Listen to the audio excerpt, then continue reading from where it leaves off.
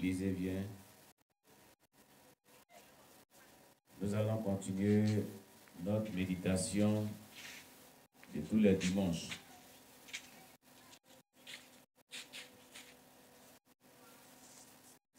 Alléluia. La méditation de la parole de Dieu que nous sommes en train de voir ici est très importante. En ce sens que cette méditation nous procure un bien-être spirituel et nous édifie chaque dimanche ici. Amen, amen. Donc on va baisser la tête pour prier pour cette méditation de ce jour. Prions le Seigneur notre Dieu. Père éternel Dieu, nous te rendons toute la gloire, Jésus, pour ta parole que tu aimerais que nous partageons ce matin au travers de cette méditation. Nous nous confions à toi. Nous invoquons ton sang pour couvrir tout ce lieu. Et nous prions que ton Esprit Saint, que tu as promis et qui est descendu au jour de la Pentecôte et qui continue de se manifester dans la vie de tes enfants que nous sommes, nous conduise dans ce culte de ce matin, dans cette méditation matinale, dans le nom puissant de Jésus-Christ. Et que Père éternel Dieu, que tu nous instruises par ta puissance et que tu nous accordes, mon Dieu, mon roi, Seigneur, ta grâce, de pouvoir comprendre la parole que nous allons partager ensemble pour la seule gloire de ton nom. Béni soit-il ton nom, notre Dieu, au nom de Jésus-Christ. Amen. Alléluia. Nous sommes aujourd'hui le dimanche 22 décembre 2019. Amen. Bien-aimés, je voudrais surtout vous encourager à demeurer dans la foi chrétienne. Parce que nous vivons les derniers moments selon la Bible. Et ces derniers moments-là, la Bible avait dit qu'elle serait très difficile. Alléluia. Ces derniers moments seront très difficiles. La dernière fois, on avait médité dans Exode chapitre combien? Chapitre 17. Le verset 8 au verset 16. N'est-ce pas? Aujourd'hui, nous allons voir Exode chapitre 18. Amen. Nous allons voir le chapitre 18, le verset 1 à 12.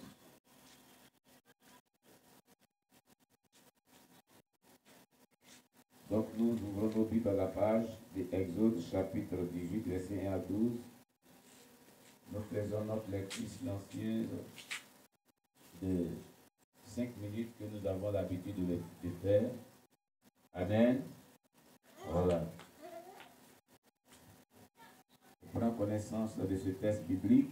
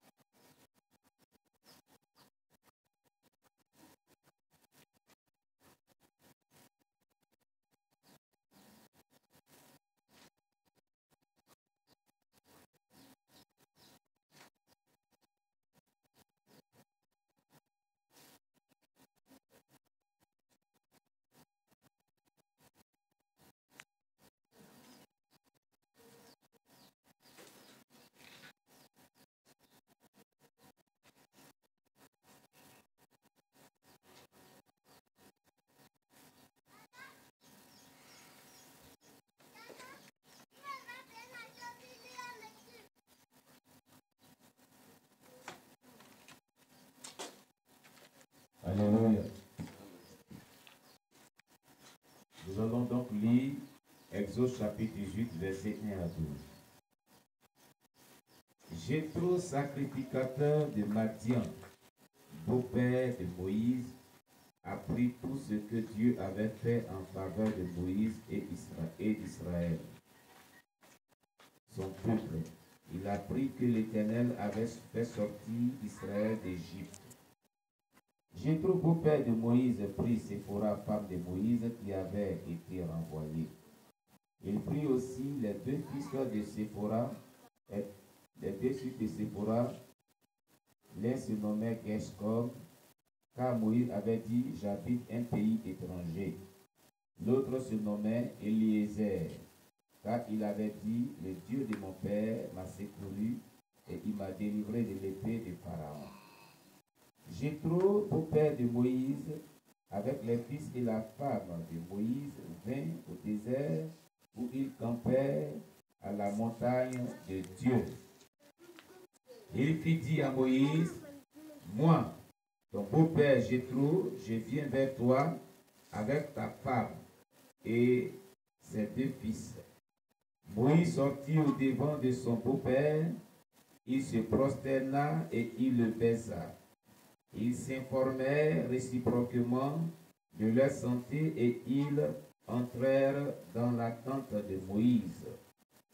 Moïse raconta à son beau-père tout ce que l'Éternel avait fait à Pharaon et à l'Égypte à cause d'Israël, toutes les souffrances qui leur étaient survenues en chemin et comment l'Éternel les avait délivrés. Jéthro se réjouit de tout le bien que l'Éternel avait fait à Israël et de ce qu'il l'avait délivré de la main des Égyptiens. Et Jéthro dit, béni soit l'Éternel qui vous a délivré de la main des Égyptiens et de la main de Pharaon, qui a délivré le peuple de la main des Égyptiens. Je reconnais maintenant que l'Éternel est plus grand que tous les dieux, car la méchanceté des Égyptiens est retombée sur eux. Jéthro, beau-père de Moïse, offrit à Dieu un holocauste et des sacrifices. Aaron et tous les anciens d'Israël vinrent participer au repas avec le beau-père de Moïse en présence de Dieu. Amen. Alléluia. Voici donc notre texte que nous allons véritablement partager ensemble. Ce texte de Exode chapitre 18, verset 1 à 12. Quels sont les personnages de ce texte? Je tiens à dire qu'on est en panne de micro. Donc, vraiment, vous allez véritablement vous excuser pour ceux qui nous suivent à l'antenne. Et aussi, toutefois que vous allez répondre, je vais répéter votre réponse. Amen. Alors, quels sont les personnages de ce texte? Les personnages de ce texte.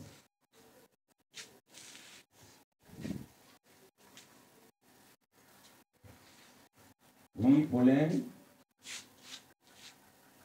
personnage de ce texte. Oui. Relevés sont Jéthro. Jéthro. Le beau-père de Moïse. Le beau-père de Moïse. Prêtre de Madian. Prêtre de Madian.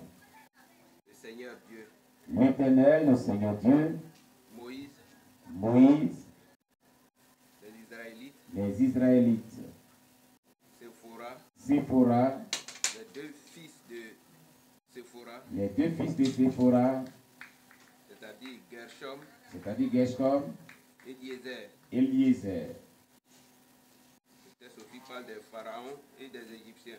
Le texte aussi parle des pharaons et des Égyptiens. Il y a Aaron.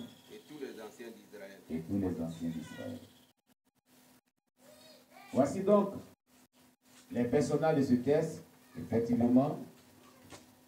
Amen. Voici tous les personnages qui figurent dans nos textes que nous allons étudier ce matin. Alors, de quoi nous parle le texte que nous allons étudier ce matin? De quoi nous parle ce texte? dans son contenu, qu'est-ce qu'on nous dit de manière principale? Que nous dit ce texte de manière principale? Quand on les examine très bien, ce texte nous parle de quoi? Alléluia. Que nous dit ce texte? Le texte nous parle bien de la retrouvaille de Moïse et son beau-père Jéthro. Ce texte nous parle de la retrouvaille de Moïse, son beau-père Jéthro. Et que soit loué, oui. Ce texte nous parle de la retrouvaille de Moïse et son beau-frère, qui est Jéthro. Donc, on pourrait aussi dire,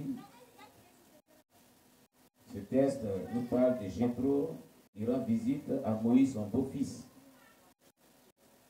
C'est la même chose. Alléluia. Jéthro qui rend visite à son beau-fils Moïse. Amen. Donc, c'est des retrouvailles. Voilà Jésus. Alors, qui est Jéthro? Jéthro, c'est qui selon ce texte? Qui est Jéthro? Oui, Ézéchiel.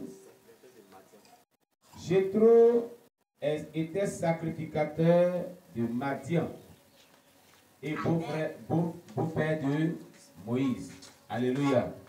C'était le sacrificateur de Madian et le beau-père de Moïse. Amen. Qu'est-ce que c'est qu'un sacrificateur?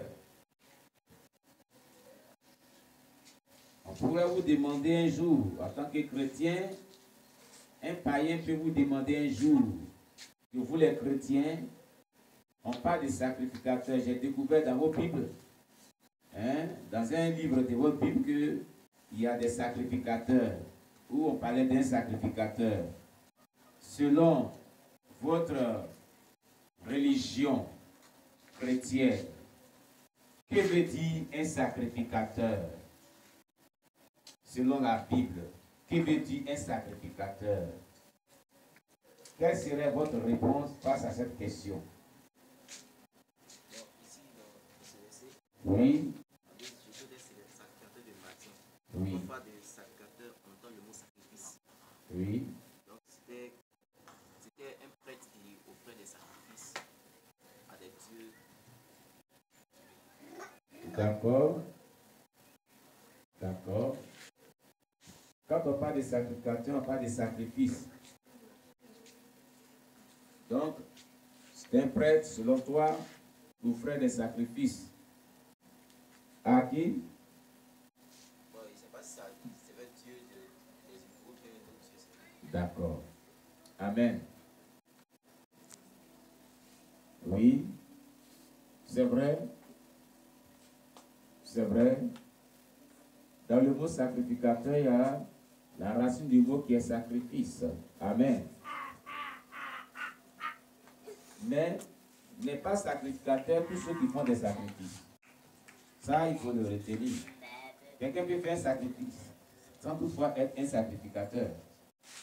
Le mot sacrificateur prend une autre connotation encore plus grande que cela. Parce que les personnes qui font des sacrifices, ils ne sont pas des sacrificateurs. Amen. Voilà. Donc, ici, nous dirons que, selon le dictionnaire d'abord français, un sacrificateur,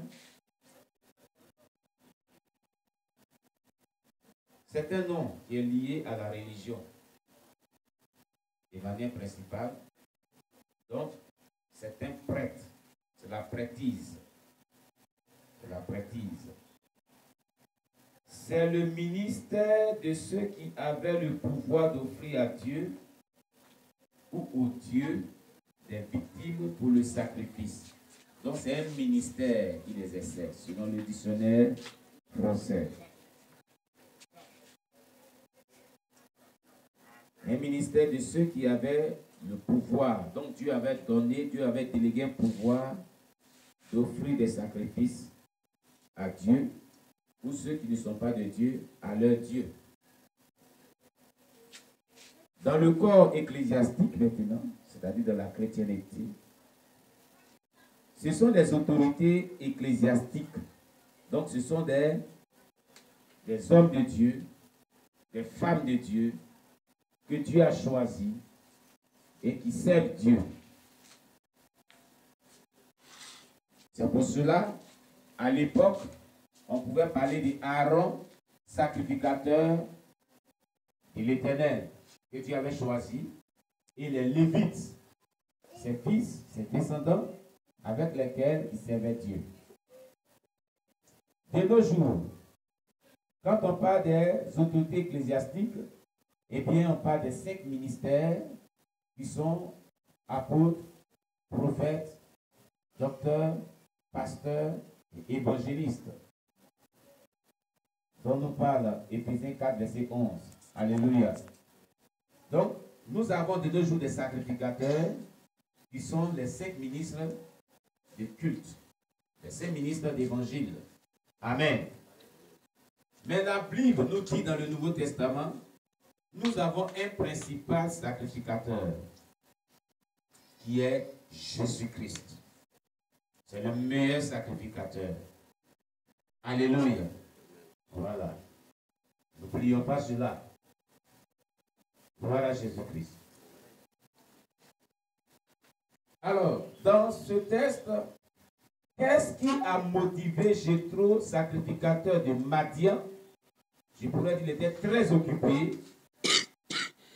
Il était le beau-père de Moïse, à visiter Moïse, ou à rendre visite à Moïse, son beau-fils. Quelle était sa source de motivation? Qu'est-ce qui l'a amené à visiter Moïse?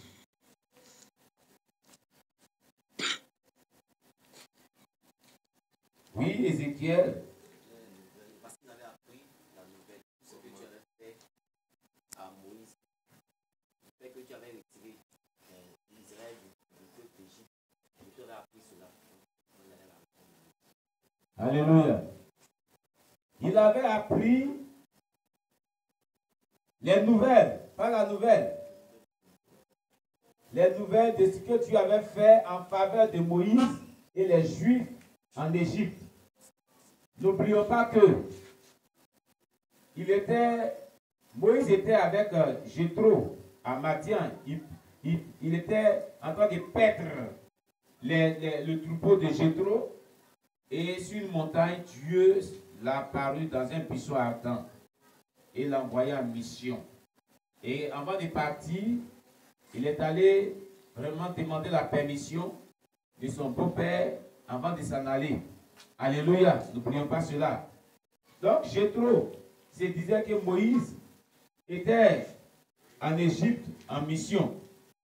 Et il a vraiment eu écho de tout ce que Dieu avait fait, eh bien, en Égypte, en faveur de Moïse, en faveur du peuple juif. Amen. Donc, c'est ce qui l'a motivé à visiter Moïse.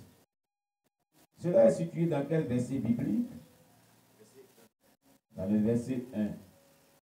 On dit, Jéthro, sacrificateur de Madian, beau-père de Moïse, a pris tout ce que Dieu avait fait en faveur de Moïse et d'Israël, son peuple.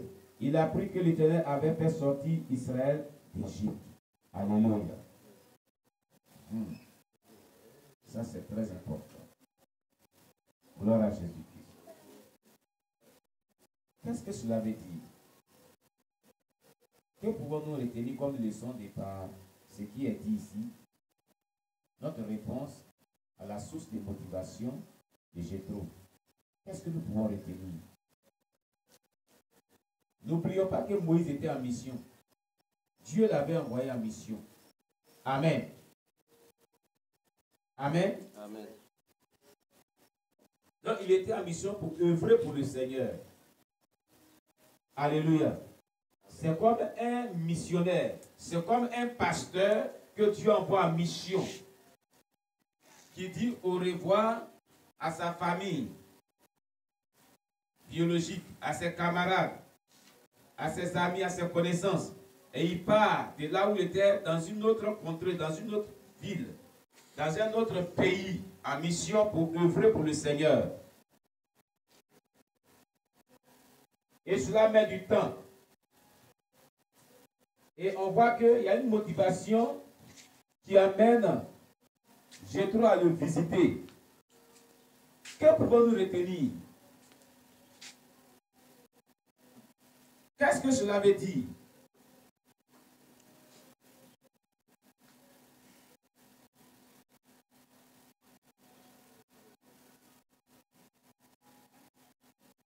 Que pouvons-nous retenir de cette réponse qu'on a donnée, de ces questions? Quelle était la motivation? Qu'est-ce qui avait amené Jéthro à rendre visite à Moïse? Quelle était la source de motivation? On a dit que c'est parce qu'il avait appris tout ce que Dieu avait fait vraiment en faveur de Moïse et le peuple juif. Que pouvons-nous retenir de ce fait-là? En tant qu'enfant de Dieu, lorsque Dieu nous envoie en mission, nous sommes appelés à servir Dieu en tant que disciples de Jésus-Christ. Retenons cela toujours. N'oublions pas que nous sommes en mission sur la terre. Alléluia. Bien. Donc, je vais y aller. S'il n'y a personne pour parler. Il a été étonné. Il a été étonné de ce que Moïse a pu réaliser avec le soutien de Dieu. De ce que Moïse a pu réaliser avec le soutien de Dieu. Oui, il a été étonné.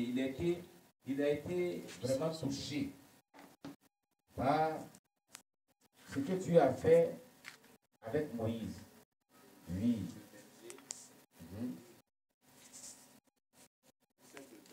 Un saint berger. Il fait des prodiges avec Dieu. Alléluia. C'est bien dit, oui. C'est parce qu'il a été touché, il a été impacté que il est parti rendre visite à Moïse. Il a été impacté par le ministère de Moïse. Ce que Dieu a exercé comme ministère au travers de Moïse, il a été impacté par les nouvelles qui lui sont parvenues à l'oreille. Parce que lui, il habitait Madian. Madian était très éloigné de l'Égypte. L'Égypte était un autre pays. Alléluia. Amen. Ce qui veut dire que toutefois que Dieu vous envoie en mission, non, toutefois que Jéthro n'avait aucune nouvelle ou n'avait pas appris quoi que ce soit que Dieu aurait fait par Moïse, il n'allait pas visiter, il l'avait oublié. Il n'allait pas visiter Moïse. Il n'allait pas le visiter. Si Dieu n'avait pas opéré quelque chose, si Dieu n'avait pas utilisé puissamment son serviteur, il n'allait pas le visiter. Amen. Ou bien, quand Moïse est parti, ça a mis du temps, non? Voilà. Ce qui revient à dire que lorsque Dieu vous a appelé à son service, quel que soit ce que Dieu vous a donné comme responsabilité à faire dans son œuvre, et puis je suis content parce que dimanche passé, on a parlé des responsabilités. Et chaque personne doit servir Dieu. Alléluia. Amen. Alléluia. Amen.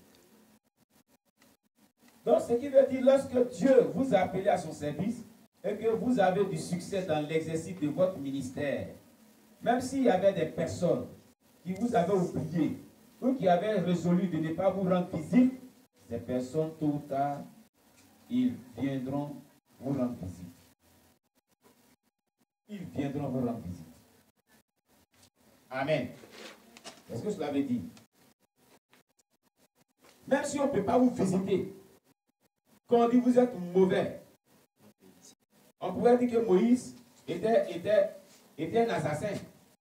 Parce qu'il avait tué l'Égyptien. Puis à cause de ça, on cherchait à le tuer, puis il s'est échappé de l'Égypte. Amen. On pourrait dire que c'était un assassin. Il n'était pas une personne qu'on pouvait fréquenter. On pouvait vraiment visiter. Alléluia.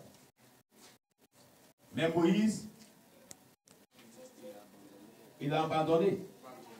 femme et enfants. Non, il est parti en mission avec sa femme. Il est parti en mission avec sa femme. Quand il quittait Jétro, son beau-père, on a vu cela. Sur la route, c'est quand elle n'est pas circoncis son enfant, on a vu que Dieu est venu le combattre et c'est sa femme qui l'a sauvé. C'est Phora. 2 enfants.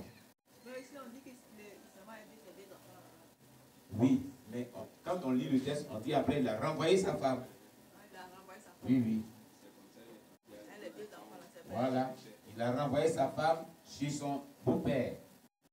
La Bible ne donne pas pourquoi il a renvoyé sa femme. Mais en temps normal, quand on dit quelqu'un renvoie sa femme, c'est qu'il y a quelque chose. Voilà. C'est vrai que la Bible ne nous dit pas, mais nous ne savons pas ce qui s'est passé. Seulement, c'est pour une cause qu'il renvoie sa femme. Alléluia. La cause n'est pas déterminée, n'est pas définie par la Bible. Amen. Voilà. Donc, disons que lorsque Dieu vous envoie en mission, lorsque vous assumez une responsabilité que Dieu vous a confiée, il va falloir que Dieu vous utilise puissamment. Voici l'exemple de Moïse.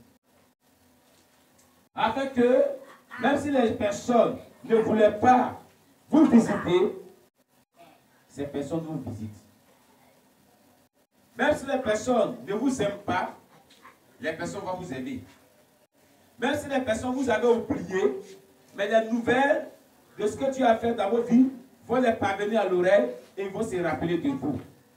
Et les bonnes nouvelles vont les attirer vers vous. Alléluia. Gloire à Jésus-Christ. En fait, cela signifie que l'onction attire les âmes. La manifestation de la puissance de Dieu et les miracles de Dieu attirent les âmes vers celui qui est utilisé puissamment par Dieu. C'est ce que je vous avais dit. Si vous voulez voir les personnes être attirées vers vous, lorsque vous exercez le ministère, bien aimé, écoutez-moi, consacrez-vous pour que Dieu se manifeste de manière puissamment avec vous, pour que les âmes viennent vraiment vers vous. Alléluia. Car l'onction attire les âmes vers celui-là qui est utilisé puissamment par cette onction que Dieu lui a octroyée. Amen. C'était l'œuvre de l'onction de Dieu qui reposait sur Moïse. L'onction amène des nouvelles très loin. L'onction fera qu'on parlera de ce que Dieu fait au travers de vous, en bien. Amen. L'onction impacte des gens à des kilomètres. Oui, oui. C'était l'onction qui était sur Moïse. L'onction que Dieu avait déployée dans son ministère, qu'il avait amené à exercer un ministère très puissant, qui a impacté, eh bien, Jétro. Lorsqu'une personne est utilisée puissamment par Dieu, les nouvelles vont loin. Ce que Dieu fait avec lui parviennent à l'oreille des personnes très éloignées, et ces personnes-là cherchent à le rencontrer. Amen. Amen. Mais surtout, je vous le dis, en vérité, ce que Dieu vous a appelé à faire, attachez-vous à cela. Amen. Et si vous le faites comme Dieu le veut, Dieu va vous utiliser puissamment pour impacter la vie des gens. Hier, pendant qu'il faisait les courses de cette campagne d'évangélisation qu'on a commencé hier ici, devant l'église, comme on avait des rallonges qui étaient en panne, je suis allé acheter véritablement un rallonge. Alléluia. Au quartier du Labourou. Quand j'ai fini d'acheter le rallonge, et pendant que je venais, mon portable sonne, et il y a quelqu'un qui m'appelle.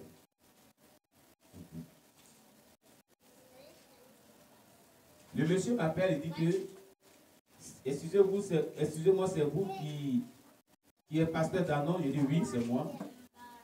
Je suis pasteur d'Anon. Il dit, moi je suis docteur, bon, il a dit son nom, j'ai oublié. Mais je vous appelle véritablement pour vous dire merci. Il est docteur. Je vous dis merci beaucoup pour le travail abattu. Le travail abattu. Quel travail que j'ai fait? On dit un travail abattu, le travail que tu as fait. Voilà. Ça veut dire c'est un bon travail. Quel travail que j'ai fait? Il dit, je viens de suivre sur YouTube le pasteur Oscar.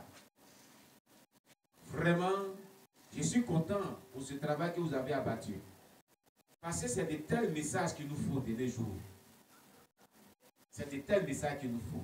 Et ce témoignage-là m'a beaucoup fait du bien. Donc vraiment, je suis content. Que je viens de la France, mais les Blancs ont besoin de ce genre de messages. C'est ce qu'il a dit. Hein? Les Blancs ont besoin de ce genre de messages. Amen. Il dit, ah, gloire à Dieu. Il dit vraiment merci infiniment. Il dit non, le merci il revient à Dieu qui a fait cette œuvre-là. Sinon, ce n'est pas moi.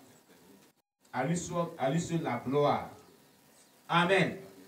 Ça veut dire que ce que nous avons fait ici a impacté ce monsieur. Amen. Cela l'a impacté. La dernière fois, c'est un autre monsieur aussi qui m'appelait de la France. Amen. Il s'appelle Ntakwe. Ntakwe Jean-Baptiste. Alléluia. C'est un abbé. Il était tellement content que aussi, il a donné aussi vraiment, il était tellement content qu'il a donné aussi son opinion. Il a dit vraiment, c'est ce genre de message qu'il nous faut de nos jours. Vraiment, pasteur, merci beaucoup. Que Dieu continue de vous utiliser. En tout cas, il a dit beaucoup de choses. On a échangé longuement. Amen. Après encore, quelques jours plus tard, c'est son pasteur, le pasteur de Ntakwe, parce qu'il est parti parler de ça à son pasteur. Et son pasteur, il était ici, mais son pasteur m'a appelé. Il m'a appelé, puis j'ai échangé à son pasteur. Il m'a encore vraiment encouragé, parce qu'ils étaient vraiment contents. Amen. Tout ça parce que c'est l'onction qui les a impactés. L'onction qui les a impactés. Le travail de Dieu. Alléluia. Ce que Dieu a fait. On ne voit pas en cela quelqu'un qui est guéri, un miracle de quelqu'un qui est guéri, non. Mais le message là, c'est aussi un miracle. Alléluia. Ce que cela fait dans le cœur de ses auditeurs, c'est aussi un miracle. Ce que cela les apporte, c'est aussi un miracle. Alléluia. Gloire à Jésus-Christ. Tout cela pour vous dire que lorsque Dieu vous appelle, consacrez-vous à ce à quoi Dieu vous a appelé. Faites-le comme Dieu le veut.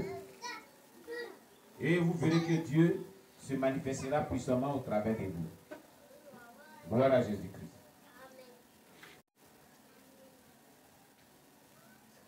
Nous continuons.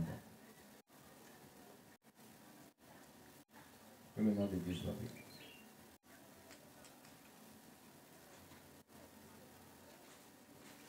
Quand les gens apprendront ce que Dieu fait avec vous, ou ce qu'il a fait avec vous, ils viendront à vous. Alléluia. Les noms que Moïse a donnés à ses deux fils avaient des significations.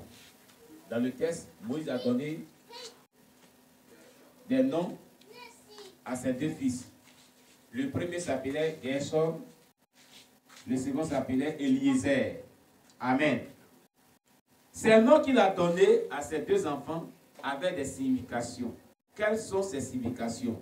Que signifie Gershom? Que signifie Eliezer? Dans le texte.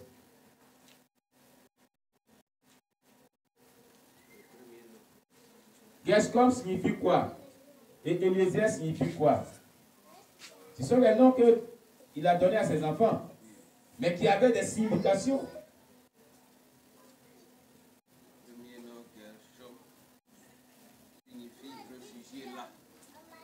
Oui.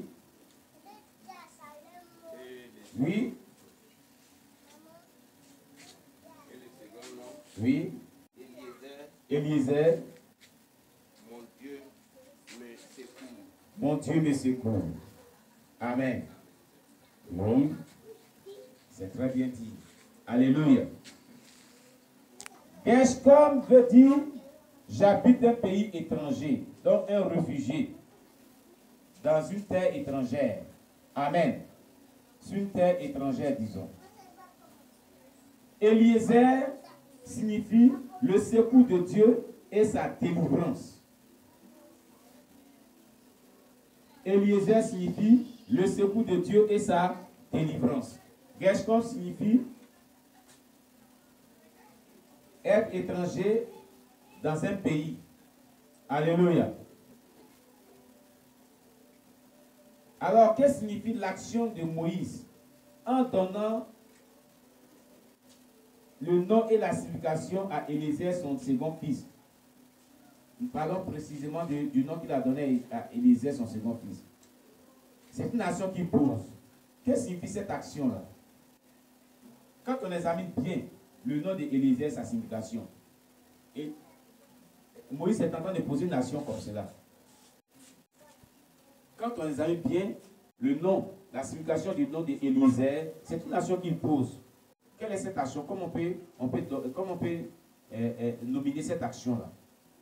Qu'est-ce que signifie cette action que Moïse pose au travers de la signification du nom d'Eliezer? Il pose une action comme cela. Parce que Eliezer signifie quoi? Le secours de Dieu et sa délivrance. Amen. Mais en donnant le nom qui signifie le secours de Dieu et sa délivrance, qu'est-ce que Moïse est en train de faire? Que fait Moïse comme cela?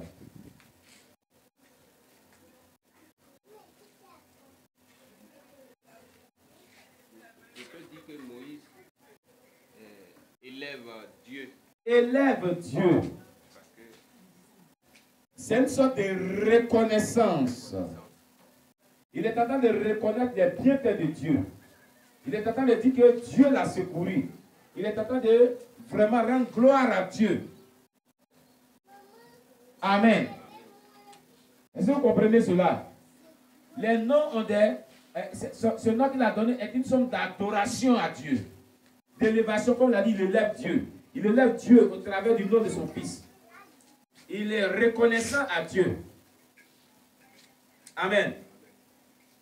Quand on examine bien ce que signifie Eliezer, l'action de Moïse est une reconnaissance envers Dieu de l'avoir secouru et délivré de l'épée des pharaons. Vous voyez, c'est ce que cela veut dire. Amen, amen. Quand on examine bien, c'est ce que cela veut dire. Alors, que nous enseigne Moïse concernant les noms que nous devons donner à nos enfants? Parce que nous donnons des noms à nos enfants. Au vu de ce qu'on vient de voir, que nous enseigne Moïse? Qu'est-ce que tu es en train de nous enseigner par l'action que Moïse a posée, au travers des noms qu'il a donnés à ses enfants? Que nous enseigne Moïse?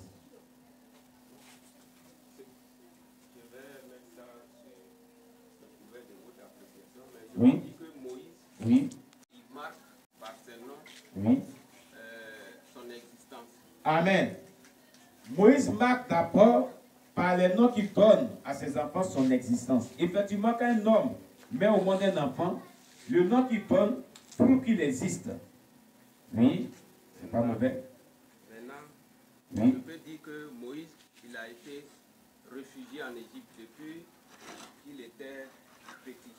Oui, il était petit, il était réfugié en Égypte. Et puis après, il a eu cet incident Oui. où il a tué l'Égyptien. Oui, Donc, il était obligé de fuir, oui. de refuge en refuge, De de réfugié en réfugié. Oui.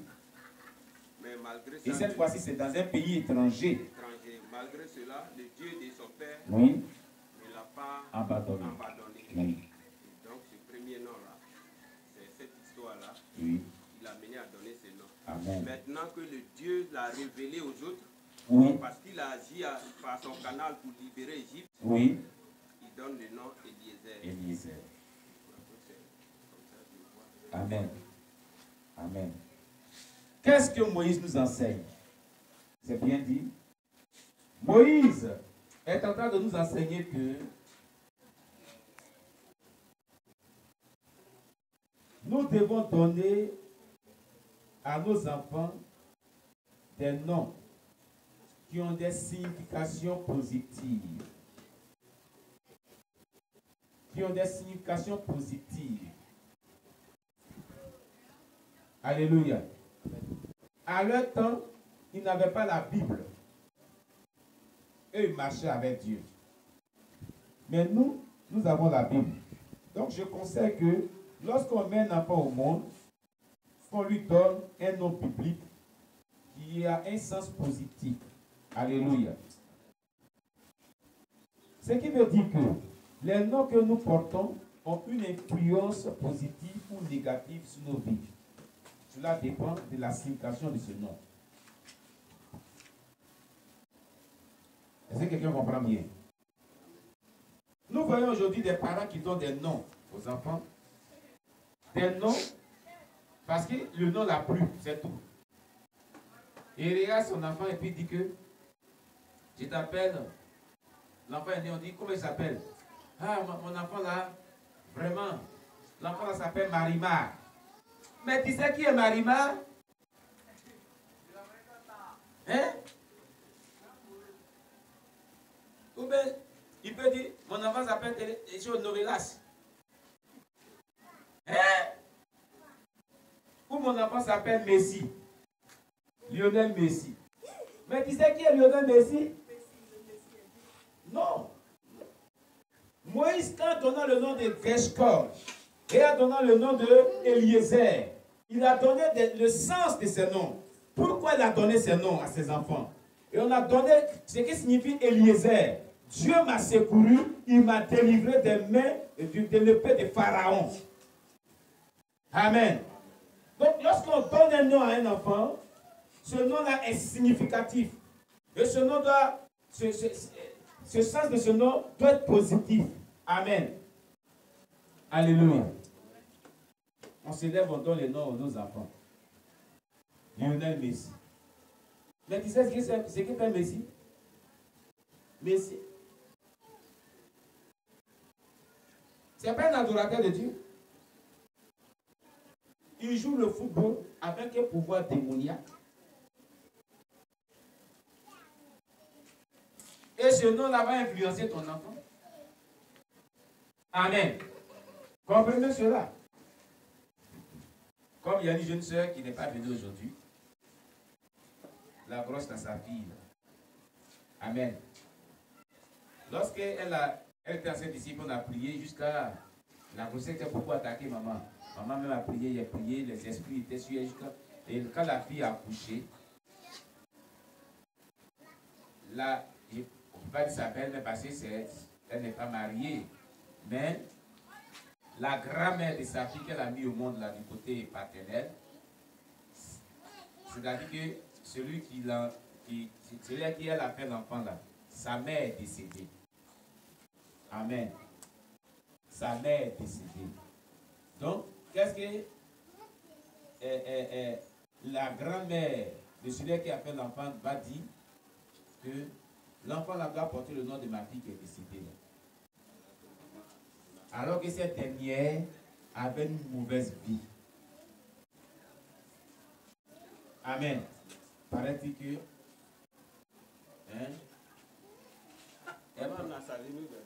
voilà, paraît-il que voilà. Oui, la maman, la grand-mère de celui qui l'a fait enfant dit que non, c'est sa fille là qui est revenue. Donc il faut qu'on lui donne le nom de sa fille. Qu'est-ce que ses camarades ont dit que vous donnez l'enfant, il faut donner le nom de ta fille là parce que c'est elle qui est revenue. Mais comment ils savent que c'est elle qui est revenue? Hein? Où ils l'ont vu et puis elle est revenue. Pour nous qui sommes spirituels, c'est un langage codé. C'est un langage spirituel qui veut dire beaucoup de choses. C'est pas simple.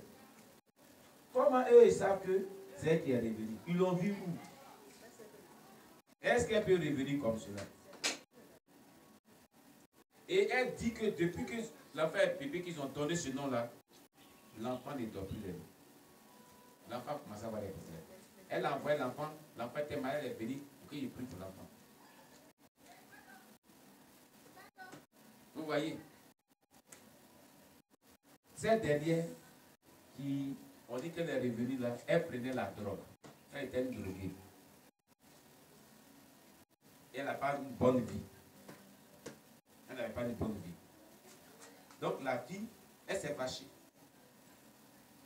Elle dit donc, cet esprit va rentrer dans mon enfant. Amen. Et souvent nos parents ont l'habitude de faire ça. Ah, cet enfant, il ressemble à ton oncle. Il faut lui donner son nom. Ton oncle est décédé depuis longtemps. Mais tu sais quel esprit qui le suivait? Amen. Est-ce que quelqu'un le comprend bien?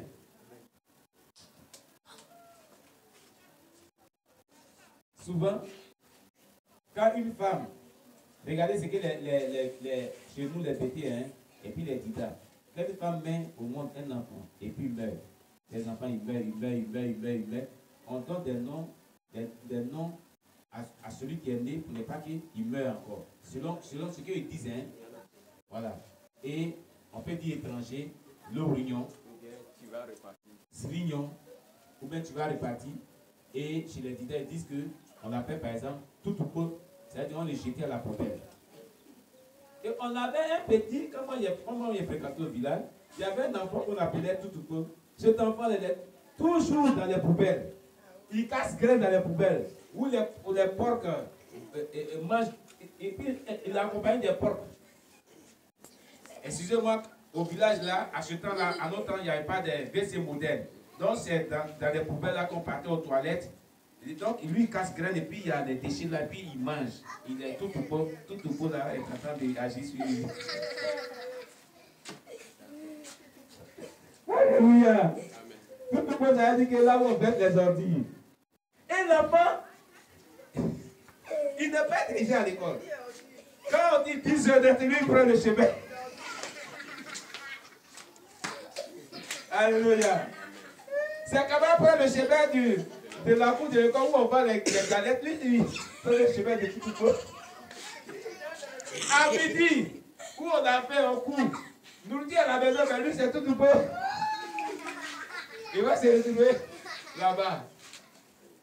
Vous voyez, les noms ont des influences démoniaques sur les enfants. Amen. Parce que derrière chaque nom se trouve un esprit, une influence. Amen. Oui. Si l'enfant, tu lui donnes un nom positif, ce nom-là aura une influence positive sur l'enfant. Cela dépend de la source de motivation qui t'anime pour donner ce nom-là. Amen. Voilà. On ne donne pas à un enfant un nom parce qu'il faut lui donner un nom. Parce que tu as entendu que vraiment, ce nom-là, c'est un beau nom, donc je vais donner ce nom-là à mon enfant. Non. Non. Oui, vous voulez dire quelque chose? C'est pour vous rappeler, oui. puisque les gens suivent, oui. pour encore comprendre mieux ce que vous dites. Amen. Puis se réfère à ce que Pasteur Oscar et Maman Anastasie ont dit. Oui. On a déjà mis ça sur YouTube. Et les ex-satanistes, Pasteur Oscar et Maman Anastasie, avec lesquels on a eu le programme ici, nous ont donné ce qu'eux faisaient avec les noms des gens, dans leur œuvre mystique. Et les noms, c'est qu'ils avaient les noms comme influence sur ceux qui les portaient dans leur œuvre mystique. C'est pour dire que ce que nous disons ici est vrai. Il n'y a pas de vérité dans cela. Alléluia.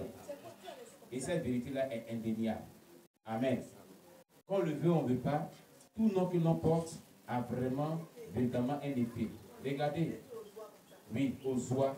En béton, on dit aux oies. C'est-à-dire une belle femme que tout le monde désire. Mais, écoutez, elle va être vraiment une dépravée. Alléluia. Elle va être une dépravée. Hein? Bon, il y a un homme de Dieu, hein, dont je vais faire son nom, qui est bourreau, qui a donné nom à sa fille, et puis c'est un prophète, hein, Dina. J'ai demandé à la maman de la fille, Dina, là, ça a dit quoi? Elle dit que non, c'est femme de la route. Femme de la route. Mais la fille, elle est vite dépravée. Alors que c'est un prophète. Hein? Donc, il donne Dina et puis met ange. Il dit, bon, éliminez Dina là dans l'autre appellation, appelez-la ange maintenant. Mais qu'est-ce qui t'a motivé pour l'appeler Dina même? Alléluia. Qu'est-ce qui t'a motivé même? Femme de la rue. Mais c'est les prostituées qui lancent des poulets à la rue. Et je ne sais pas ce qu'on voit encore d'Ivoire ici et puis partout dans le monde. Amen. La vie qu'elle mène là, il ne faut pas être étonné aujourd'hui. C'est à quoi ça papier là? Ça ne rentre pas que seulement c'est enfant. Enfant, garçon, enfant, garçon, enfant à garçon. Aujourd'hui. Amen. Hein? Vous voyez? Donc les noms, on appelle un enfant bagnon. Bagnon. Hein? Bagnon. Ou bien chez les baoulés, talois, qu'on appelle ça. Talois Clama. Jolie femme. Hein? Jolie femme, Talois Clama. Alléluia. Tous ces noms-là, moi je dirais, sont inspirés par la sirène des eaux. Amen. La sirène des eaux. Regardez, voilà quelqu'un. On l'appelle Coucougnon. Coucougnon. Quelqu'un qui va mourir. L'esprit de mort. Coucougnon. Elle de Dieu. Coucougnon. Mais il fait des choses bizarres. Hein? Kouka. C'est le nom. Ça, c'est le nom. Hein? Nom des familles. Alléluia. Moi, je me suis renseigné parce que, arrivé à un certain moment, il y avait un problème sur mon nom et je devais changer. Et le jour qu'il m'a prêté à faire les papiers pour changer mon nom de famille, le Seigneur m'a dit, laisse le nom là tranquille, il ne faut pas le changer. Laisse ça tranquille. Il dit, ah mais c'est pas bon. Il dit, j'ai dit laisse. Ah. Il dit, mais qu'est-ce qu'il y a dans ce nom, ta nom là? Et puis il dit de laisser. Et lorsque j'ai fait la rencontre, je peux dire un vieux pasteur, passé il a 60 et quelques années, la vieillesse c'est 60 et quelques années, le pasteur Danon Paul qui porte le même nom que moi, il est très âgé, je l'approche, j'ai dit mais j'ai demandé même à mes parents, ils ne m'ont pas donné la citation. Celui qui va me donner la citation de Danon, il dit que c'est les Français qui ont coupé Danon. Sinon en BT originel de nos ancêtres, on dit Dagnon, Dagnon, voilà. Donc quand eux les prononçaient là, ils ont coupé pour dire Danon. Même Danon là, ils ont proposé Dano. Sinon c'est Dagnon. Dagnon, ça veut dire le propriétaire terrien. Celui qui possède la terre, le propriétaire terrien, celui à qui appartient la terre. C'est ce qu'il m'a expliqué. Et c'est ce que ça veut dire. Le propriétaire de la terre, c'est-à-dire que le père des lieux. Celui à qui appartient tout un territoire. Et celui qui le donne aux gens. Or, à l'époque, ceux qui avaient des terres, c'était des riches. Amen. C'était des riches. Quand tu es propriétaire terrien, c'est un patrimoine que tu gères. Amen. Et ces gens de personnes, on ne les déloge pas comme ça si facilement. Non, non, non, non. Ils sont possessifs. Amen. Voilà. C'est un nom qui révèle de l'autorité. Voilà, l'autorité. C'est ce que ça veut dire. Amen, amen. Donc, j'ai dit, c'est pour ça qu'il dit de ne pas enlever ce nom-là. Il ne faut pas le toucher, il ne faut pas le toucher là, il a compris ça. Et c'est des années plus tard. Et pourquoi il dit non? Il faut laisser ça comme ça. Alléluia. Amen. Donc les noms que vous portez, demandez les significations de ces noms-là à vos parents. Que veut dire ce nom? Que veut dire ce nom? Aga, donne-moi tout ton nom. Allez, ça c'est tout ton nom. Le nom qu'ils ont mis dessus là-bas. Oui. Aka Kwabe Bla Bénédicte. Bla la dernière.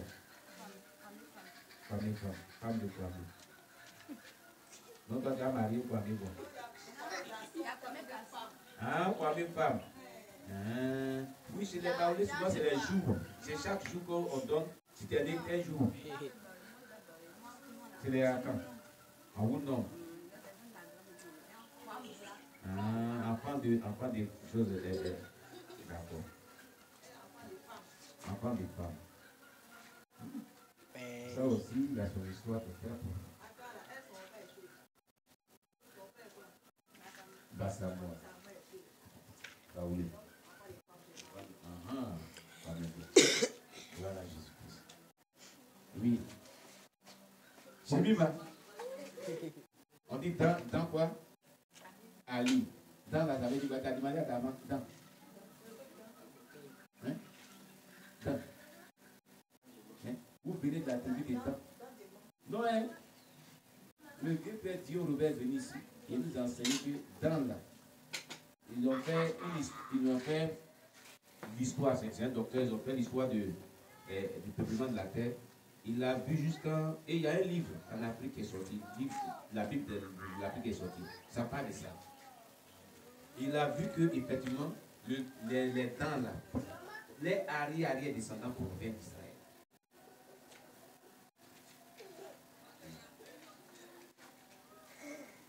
Il a vu, il nous a parlé ça ici, il y a une conférence. Et bon, puisque Man est là, il provient des Man, il y a dans d'Israël, voilà, c'est ça. Alléluia. Donc c'est comme cela, les noms. Et depuis lors, quand moi j'ai connu cette révélation dans la Bible, toutefois qu'il doit donner nom à mes enfants qui naissent, j'interroge Dieu. Et Dieu me donne le nom qu'il doit. Quand l'enfant même est depuis dans le ventre de sa maman, Dieu me dit, c'est tel nom. Ce qui a fait qu'il savait à chaque mois, il devait venir au monde.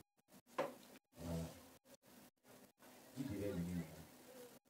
Il savait qu'à chaque mois, ce n'était pas femme. Ce n'était pas femme. Mais, vraiment, ce n'était pas femme. Ce n'était pas femme.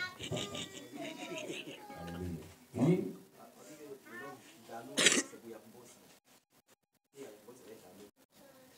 Bon. En temps normal, c'est tard.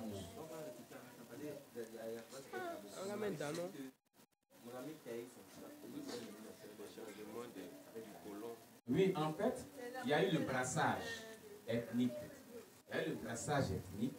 Il y a eu le métissage ethnique. Voilà, c'est pourquoi tu peux trouver même chez les Dida, c'est ce qui s'appelle Aka, Kwame, Kwasi. Bon, on trouve les Danos aussi chez les Gabous. Voilà, chez les Gabous. Il y a eu le brassage ethnique. C'est ce qui a envoyé tout ça. C'est comme cela. Donc certains noms, certains peuvent porter certains noms, mais se trouvent dans une autre communauté, c'est-à-dire une autre région. Voilà. Par exemple, moi, mon grand-père, il a aimé un Baoulé. Donc il a donné certains noms Baoulé à certains de ses enfants. C'est pour bien. Amen. Voilà. Il y a certaines personnes, ils ont aimé telle ethnie, il avait des camarades, il était dans telle ethnie, et puis ils ont pris le nom qu'il portait son camarade pour donner à son enfant. Voilà. Moi, mon père, par exemple, il dit que José qu'il a mis sur nos noms là. Dans nos familles, tout le monde s'appelle José. L'aîné s'appelle José Martial. Après, l'aîné, c'est moi, il y a un an qui ne sait pas. Moi, je m'appelle José aussi. Kali s'appelle José. Mariette s'appelle José. Nadège s'appelle José. Franck s'appelle José. Voilà.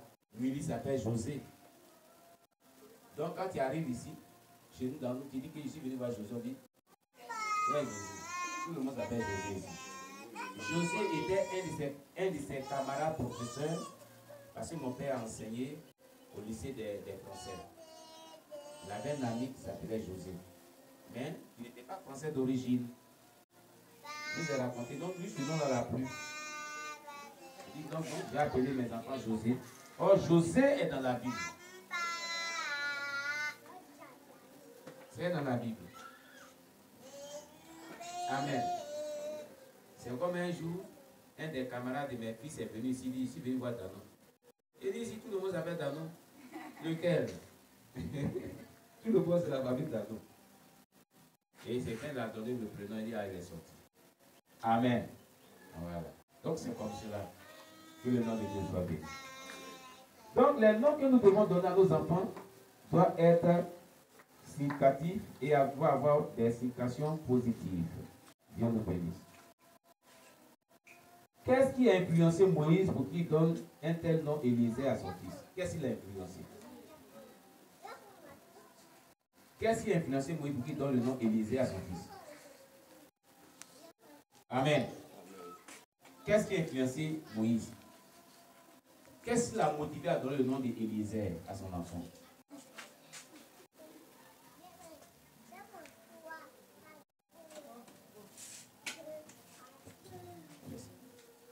Oui, comment? Moi, ce que je vois, c'est que, Oui. premièrement, dans deux faits. Oui. Premièrement, il a tué les chiens qui ont le tué. Parlant du tuer Oui. il a fui. Il a vu. Maintenant, deuxièmement, Dieu a permis qu'il échappe. il échappe à la base de Oui. Dieu. Il va tomber en matière. Oui. Étant la base de Dieu, il a envoyé la mission. Mhm. Et ça n'a pas été facile. Amen. Et Dieu a libéré les alliés de votre désert. D'accord. Et c'est une belle affaire. Mhm. Donc, c'est quoi la délivrance là? D'accord. Ok.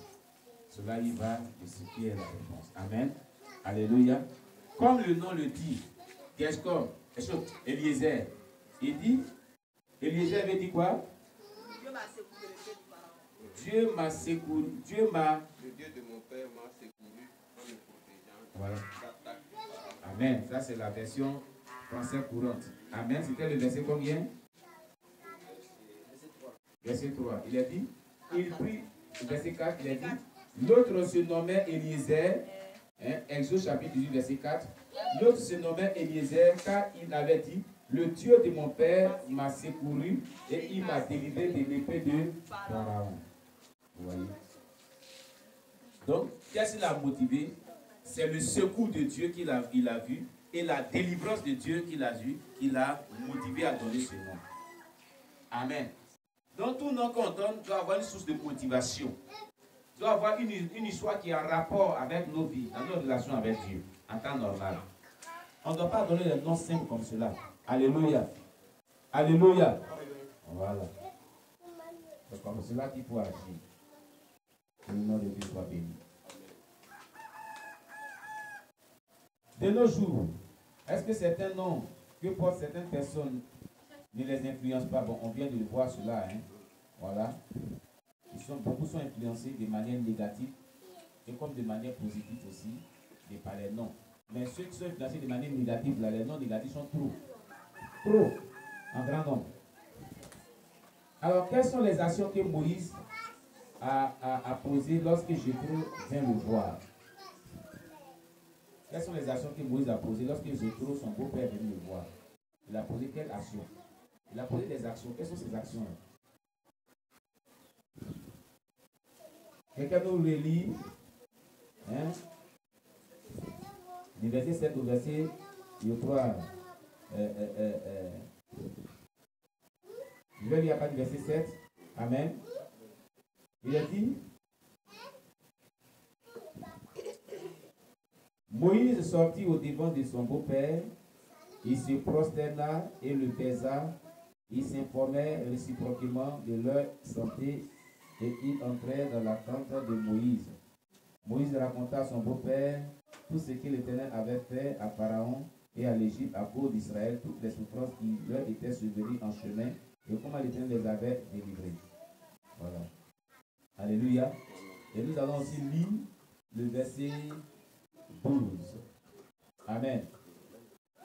Jéthro, beau-père de Moïse, offrit à Dieu un holocauste et des sacrifices. Aaron et tous les anciens d'Israël vinrent participer au repas avec le beau-père de Moïse en présence de Dieu. Amen. Voilà.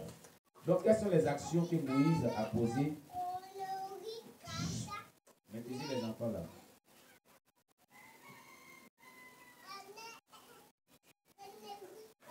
Alléluia.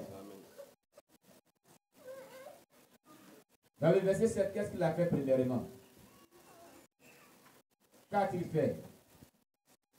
Oui, maman? Dans le verset 7, il a dit que Moïse sortit au devant de son beau-père et il se prosterna.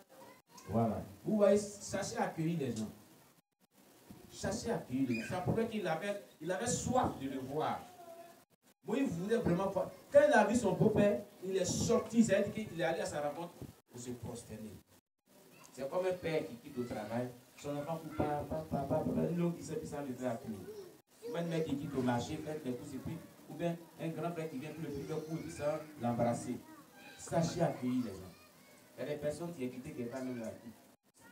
Il est venu, tu n'es pas venu, il s'en fout. Il te regarde, il te dit bonjour. Il dit bonjour, tu dis bonjour. Il y a des enfants qui sont comme ça. Bonjour. Bonjour. Bonjour. Hein? Il faut savoir accueillir les gens. Cela prouve que tu aimes la personne. Cela prouve que tu es dans la joie de le voir. Amen. Amen. Oui, maman veut dire quelque chose. Ça dépend de son séjour aussi à Égypte. Oui. À l'aise. Oui. Tu vas courir. Si le séjour est la personne, moi, j'étais chez toi. Et puis tu m'as maltraité. Tu m'as fait les choses. C'est ce ici. Il y a deux cas aussi. Comme Dieu aussi, il m'a fait ça. Sinon, si je te vois de l'homme là, il y a un maison. Il y a ma soeur là-bas. Tu as venu t'asseoir, tu as duré là. Tu es sorti d'une manière bizarre. Et là, c'est pas bon. Attaquer tes n'a pas de Dieu. Oui, même si tu fais un cœur de papa, mais attaque enfant de Dieu. Accueille mal les gens. Ça dépend. Oui. Il y a des papas là. Oui, là, ils sont là. Chaque jour, c'est injure. Oui. À tout le monde, c'est injure. Oui. Donc, quand la femme apprend que son papa est en mission, il danse. Il danse. Quand je pense que son papa est bien à là, on est en plein, c'est caché. On est à tout pour prendre son colis là, ça c'est caché. Ouais. Donc, voilà, c'est ça. Ce que tu dis, c'est une réalité, c'est vrai. Je connais un monsieur, quand il n'est pas là, ses enfants sont tellement contents avec sa femme. Mais quand il vient de loin, et il rentre souvent vers 22h, 21h, sa femme dit, ah, le Chao Mao arrive, hein. Chacun se cherche dans la maison. Quand il vient, quand on l'annonce là, c'est le trouble. Tout le monde est paniqué. Vous voyez, ça là, c'est pas bon. Donc, ce que maman a dit là, c'est une vérité. Ça dépend du comportement des gens qu'on n'accueille pas bien.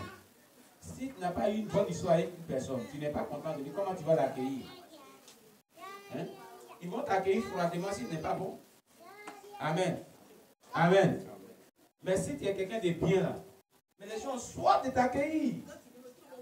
Quand on te voit de loin, ça court, ça va vers toi, mais quand tu es quelqu'un qui est méchant, on dit, ah, tu as besoin de... Pas de bonne personne, mais dis-toi, vous parlez de ce qu'il est dit ici. Ils sont pas ici. Il n'a pas se retirer. Alléluia. Ne soyez pas ce genre de personnes. Amen. Amen. Oui, ne soyez pas ce genre de personnes. Gloire à Jésus. Voilà. Donc, la première action, Moïse nous montre comment accueillir quelqu'un qui t'a fait du bien. Alléluia. Quelqu'un qui t'a fait du bien, il ne faut pas l'accueillir froidement.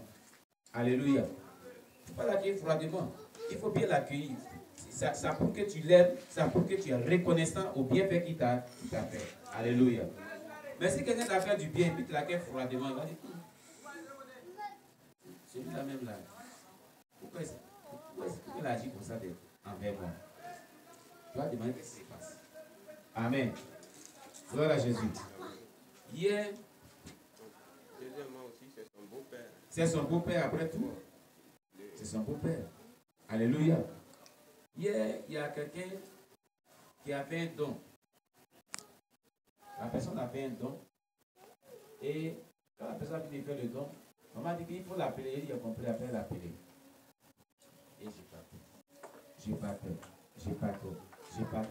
Faire les courses, faire des choses rallonges. Après la plaque Babou, où on va là, le chemin qui va vers par le Bourg, la personne appelle. Je décroche. Ah. Ça va, tu as reçu, donc je dis, oui, il a reçu. Il dit, ah, comme tu n'as pas appelé là. Tu n'as pas rappelé. Tu n'as pas rappelé là. Il a dit, voilà à faire. Voilà à faire. J'avais une thé dans mon portable, mais une thé là. ne faut pas pour nous. Donc ça me gênait. Si on commence, et puis, bon, donc, quand la Bible dit, comme on n'a pas appelé la coupe, donc j'ai compris que la Bible peut-être a manifesté un mécontentement. Donc, bon, petit métier qui était là, il n'y avait pas l'argent aussi, donc j'ai lancé son numéro. Je lance la Bible de cloche. Et non, c'est parce qu'il n'y a pas assez d'unité. Sinon, vraiment, merci beaucoup. Il y avait tout, c'est coupé. C'est équilibré. Je n'ai rien dit. Arrivé là-bas, je me rappelle que c'est un numéro Mout qui m'a appelé. Et j'ai oublié que Mout m'avait envoyé des bonus. J'ai dit, ah, c'est passé, j'ai oublié, mais oh, il y a des bonus Mout. J'appelle la personne. J'ai dit, ah, vraiment, merci beaucoup, mais c'est parce que vraiment, c'était pour inviter. Elle dit, non, papa, moi j'ai compris, hein, j'ai compris tout ça. J'ai compris son compris là, parce que quand il a appelé, il a communiqué que c'est coupé. Amen. Donc, la réaction qu'on doit avoir doit être vraiment réciproque. Quand quelqu'un te fait du bien, il faut poser un bon acte envers la personne en accueillant la personne bien. Alléluia. Faites-vous désirer par des personnes. Alléluia. Franchement, dans vos relations avec vos prochains, faites-vous désirer par des personnes. C'est ce que Dieu est en train de nous enseigner par les actions que Moïse a posées envers Jéthro. Jéthro l'avait accueilli comme un étranger chez lui. Moïse était un fugitif. Il fuyait. Et Jéthro ne le connaissait même pas d'ailleurs. Mais l'avait bien hébergé chez lui. Il lui a même donné sa fille en mariage. Oui, maman veut dire quelque chose. Ce qui a marqué Jéthro aussi. Quand elle a entendu aussi des bonnes nouvelles. Oui, oui. Maman dit il y a des étrangers, quand ils sont chez toi, ils ne savent pas qu'ils sont étrangers. Oui. Oui. C'est ça. C'est ça. C'est ça. C'est ça. C'est ça. Voilà, puis c'est désolé.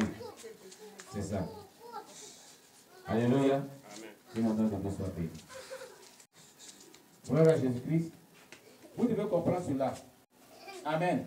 Ce sont des bonnes choses. Voilà. Il te sera fait ce que tu fais à ton prochain. Ce que tu n'aimes pas qu'on te fait, ne le fais pas à ton prochain. Amen. Amen. Cela est très important. Gloire à Jésus-Christ. Alors, il sortit au devant de son beau-père et il se prosterna et le baisa. Que veut dire cette action qu'il a posée? Cela signifie quoi? Se prosterner. Oui. C'est un signe de respect. De considération. Et puis, c'est une marque d'humilité. Alléluia. Alléluia. Est-ce que de nos jours, nous devons de la même manière manifester notre respect envers nos prochains? En se prosternant devant eux, de nos jours, nous tous. Est-ce que de nos jours là, en tant que chrétien, si quelqu'un t'a marqué, que tu le vois, tu vas venir et tu te prosternes devant lui. Est-ce qu'on peut le faire? Oui, Ézéchiel? On peut le faire, mais pour ne pas choquer les gens. Ouais. Ils sont choqués. Oui. Il ne faut pas te prosterner devant lui. Oui. Ça là. Tu vas la donner. Amen. On ne peut pas le faire. On ne peut pas le faire. Au temps de Moïse, il n'avait pas encore eu la loi. Vous comprenez? Moïse, depuis qu'on a étudié les 10 commandements, n'a pas encore eu. Voilà pourquoi Moïse, pour lui, c'est un respect. Et Moïse l'a fait parce qu'il a eu cela de la culture des Égyptiens. N'oubliez pas que Moïse a été élevé dans une famille égyptienne qui est idolâtre. Que les gens se prosternaient même devant Pharaon. Donc c'est ce caractère-là qu'il a développé là. Moïse n'avait pas encore eu les 10 commandements selon lesquels, dans le 4e commandement, tu ne dois pas se prosterner devant une autre personne, ou devant une bataille quelconque. Alléluia. Donc il n'avait pas encore eu les 10 commandements, il n'avait pas encore eu la parole de Dieu. Il marchait avec Dieu, Dieu lui parlait, mais Dieu n'avait pas encore établi de certains principes, voilà, certains interdits. Amen. Et comme Moïse, dans sa culture égyptienne, eux, ils se prosternaient devant Pharaon. Quand quelqu'un est grand que toi, quand quelqu'un l'estime beaucoup, quand quelqu'un vraiment t'a fait du bien, chez eux, les Égyptiens, ils te prosternent devant lui. Donc c'est cette marque-là qu'il a, cette marque d'humilité là qu'il a développée là. Amen. De nos jours, Dieu nous interdit, nous on a reçu la loi, et Dieu interdit selon la loi qu'on ne doit pas se prosterner devant nos prochains. On ne doit pas vraiment se mettre à genoux devant nos prochains, on ne doit pas se prosterner. Amen. Oui, maman veut dire, elle veut poser une question. Au Nigeria. Oui, tu es Nigérien.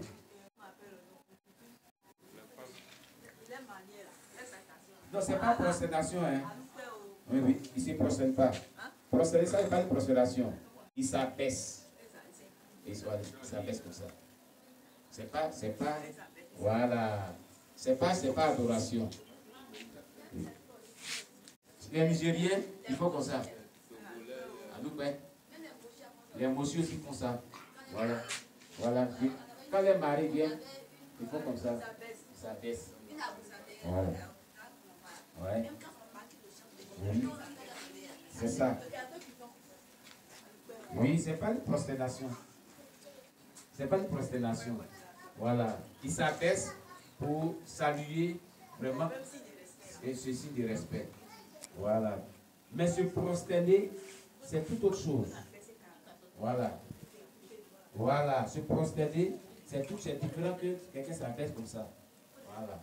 Un signe de respect. Profondément. Voilà. Regardez la version française courante de dire il s'inclina profondément. Voilà. Ça c'est. Voilà. C'est une adoration. C'est comme cela. Gloire à Jésus-Christ. Voilà. Donc il y a une différence. Amen. Voilà. Il y a une différence. Que Dieu nous bénisse. Alléluia. Voilà. De nos jours, nous ne pouvons pas le faire. Parce que cela signifie adorer Dieu. Et sur adorer un homme. Amen. Voilà. Et puis, encore toujours dans ses bonnes actions qu'il a posées, dans le verset 12, Moïse offrit à Jéthro un festin. Amen. Voilà, on dit, hein, Aaron et tous les anciens d'Israël vinrent participer au repas avec le beau-père de Moïse en présence de Dieu. Alléluia.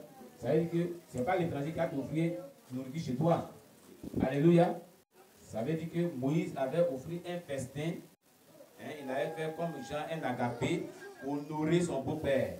Alléluia. Pour le nourrir. Et il a invité les anciens. Il dit venez. Oui, il était le beau-père. C'est pas Jéthro. Jéthro offrit un sacrifice. Un sacrifice. On va bien lire. Avec un je suis en train de me tromper. On dit Jéthro. Verset 12. Jéthro, beau-père de Moïse, offrit à Dieu un holocauste et des sacrifices.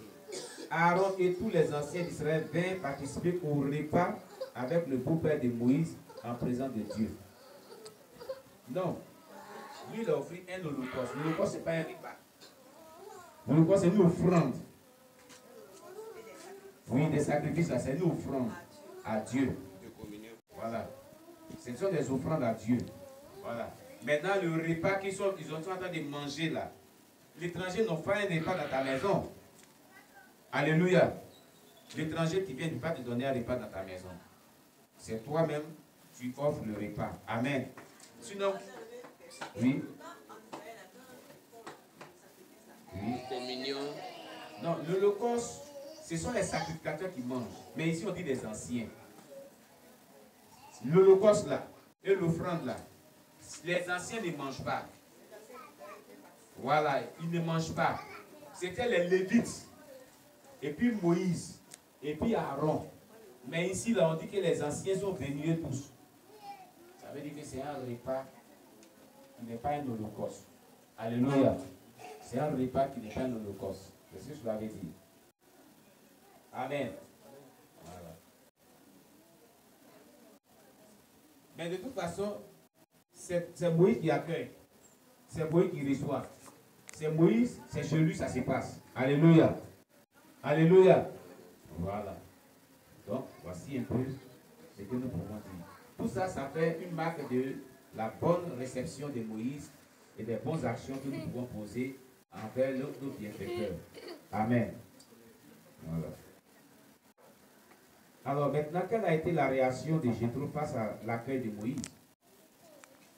Moïse l'accueille de cette bonne manière qu'on vient d'énumérer partout.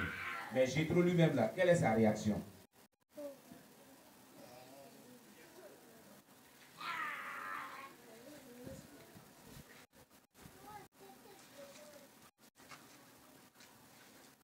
Amen. Quelle est la réaction de Jéthro?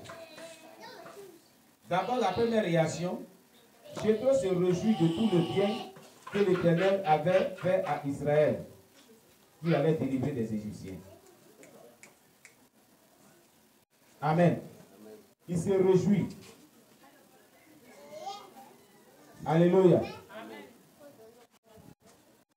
Deuxième action, il adresse une prière d'action de grâce à l'Éternel pour tout ce qu'il avait fait pour le peuple juif. Amen. C'est pas ce qui est dit. Le verset 9 dit, Jéthro se réjouit de tout le bien que l'Éternel avait fait à Israël et de ce qu'il avait délivré de la main des Égyptiens. Verset 10 dit, Jéthro dit, béni soit l'Éternel qui vous a délivré de la main. Donc il adresse une prière d'action de grâce. Amen. Il offre un holocauste et des sacrifices à Dieu. C'est une marque de reconnaissance. Amen. Une offrande d'action de grâce à Dieu. Est-ce que c'est à lui que Dieu avait fait un bien?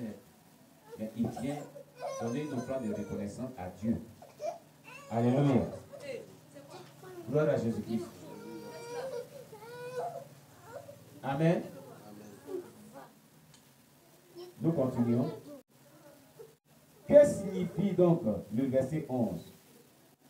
Quelqu'un nous lit le verset 11.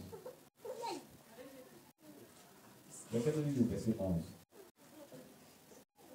Gloire à Jésus. Quelqu'un nous lit le verset 11.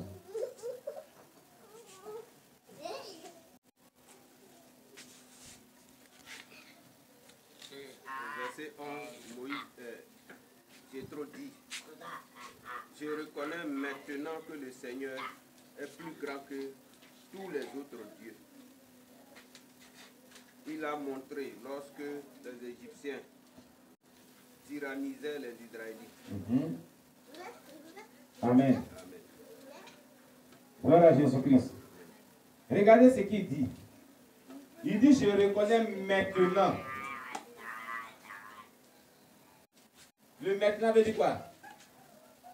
Dès l'instant. C'est-à-dire, avant, je ne le reconnaissais pas. Mais maintenant, je reconnais. Je reconnais maintenant que l'Éternel est le plus grand de tous les dieux. Car il a fait, car la méchanceté des Égyptiens est retombée sur eux. Alléluia. Il connaît maintenant. Maintenant. Amen.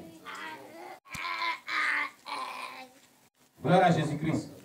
Allez, bien avant ça, il ne reconnaissait pas que l'Éternel était le Dieu le plus grand des dieux. Si on s'en tient à ce qui est dit là, c'est qu'il cherchait qui était le plus grand des dieux. Ça veut dire que lui aussi il avait des dieux. C'est ce que ça veut dire. Ou bien il adorait le vrai Dieu, mais il ne savait pas qu'il était le plus grand. Amen. C'est ce que ça veut dire. Il le faisait égal à tous les autres dieux. Quand il dit, je reconnais maintenant que l'Éternel est le plus grand des dieux et au-dessus des autres dieux, cela suppose que avant qu'il n'ait appris toutes ces choses, il mettait l'Éternel Dieu au même plan d'égalité que tous les autres dieux. Et je mettais au même niveau que les dieux égyptiens. Oui. Ce pharaon même disait, Oui. pourquoi il va reconnaître le Dieu de Moïse? Donc, Oui.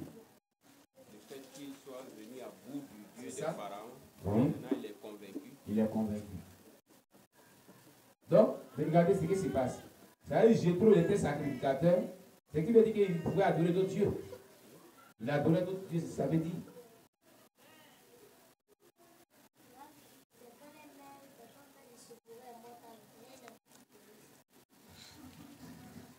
D'accord.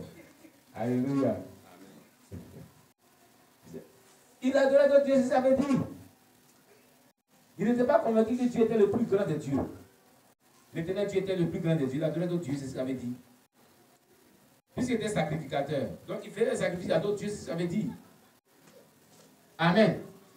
Il a fallu qu'il apprenne ce que Dieu a fait au travers de Moïse pour dire que c'est que ce Dieu est le plus grand des dieux. Et c'est ce qu'il a marqué même, qui a fait qu'il est venu rendre visite à Moïse. Ça fait partie de tout ce qu'il a marqué. Alléluia. Alléluia.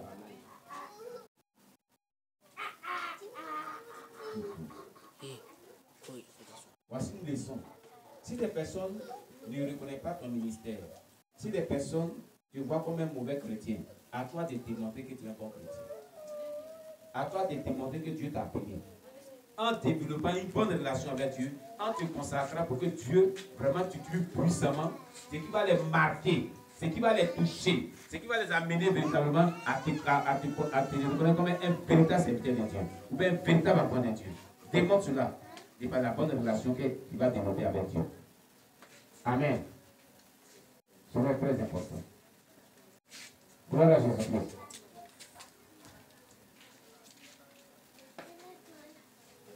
Y a-t-il un mauvais exemple à éviter dans ce texte? Est-ce qu'il y a un mauvais exemple à éviter dans ce texte? Quand on les a mis tout cela, vous nous voyez un mauvais exemple à éviter dans ce texte? Oui, Paulin?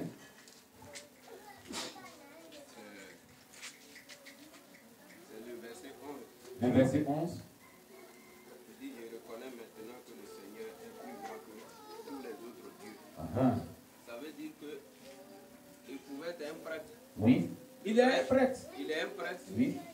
Bon, comme il peut y avoir plusieurs prêtres. Il peut y avoir plusieurs prêtres, oui, oui. D'autres dieux. Oui. Lui, il pouvait peut-être servir le vrai Dieu. Oui. Mais il admettait dans sa pensée l'existence des autres dieux aussi.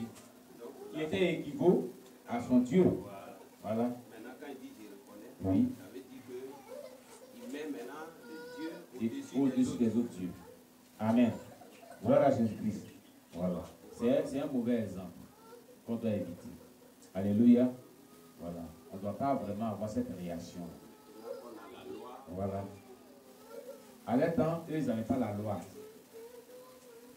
Ils n'avaient pas la loi. Est-ce que sa réaction n'est pas justifiée? Ils n'avaient pas la loi. Ils n'avaient pas la parole de Dieu. Eux, ils marchaient avec Dieu. Et à ce temps, il y avait plusieurs dieux. Amen. Comment ils allaient reconnaître que l'Éternel est le vrai Dieu? Il y a tout cela aussi. Amen. Voilà. Mais de nos jours, nous ne devons pas réagir de cette manière. Voilà. Nous avons la loi, nous avons la parole de Dieu. Nous avons le don de discernement pour savoir le vrai Dieu et le faux Dieu. Et les faux dieux. Alléluia. Donc, de ce fait-là, nous ne devons pas réagir de la même manière. Amen. Ce n'est pas donc un bon exemple à suivre. C'est un mauvais exemple. Alléluia. Voilà.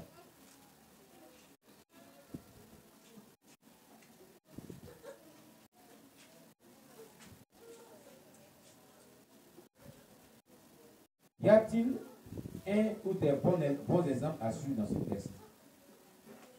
Est-ce qu'il y a des bons exemples à suivre dans ce texte? Ou un bon exemple à suivre dans ce texte?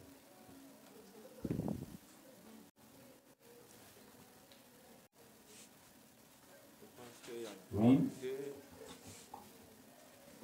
bons exemples. L'exemple de Moïse L'exemple de Moïse. et puis l'exemple de Jétro qui se repent. L'exemple de Moïse et l'exemple de Jétro qui se répand. Il dit je reconnais maintenant. Je reconnais maintenant.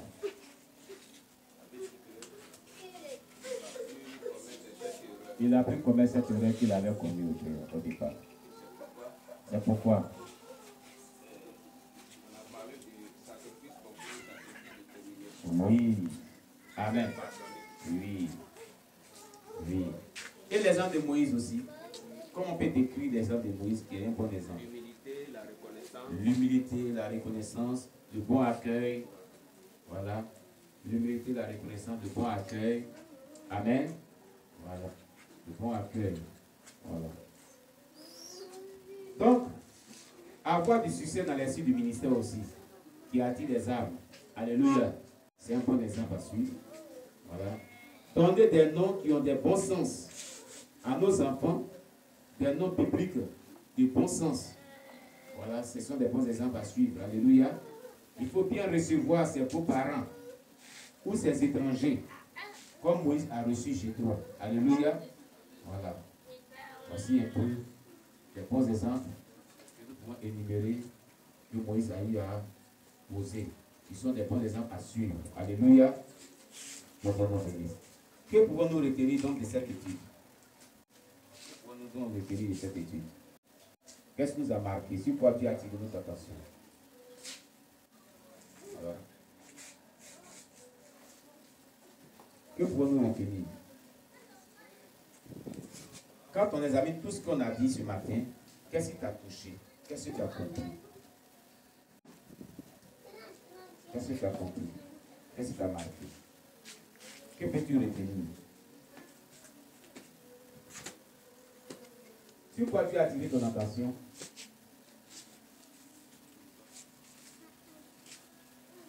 Comme vous l'avez dit au début, Oui. c'est Dieu qui révèle.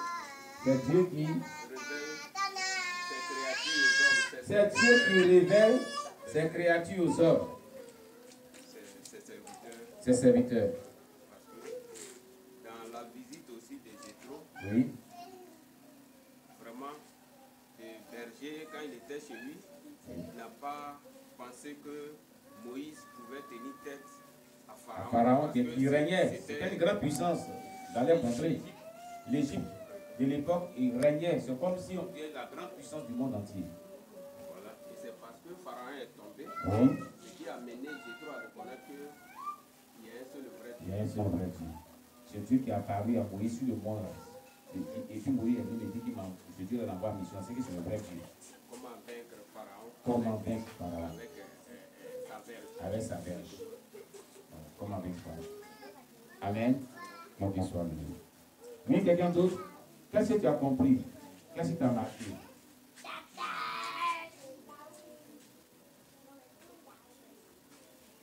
Gloire à Jésus-Christ.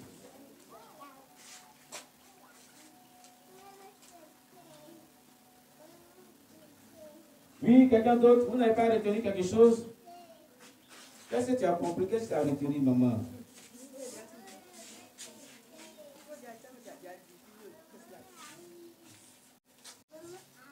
Amen. D'accord. Nous retenons toutes les bonnes actions qu'ont posées Jéthro et toutes les bonnes actions qu'ont posées Moïse comme bonnes leçons spirituelles à appliquer à notre vie. Amen. Voilà Jésus.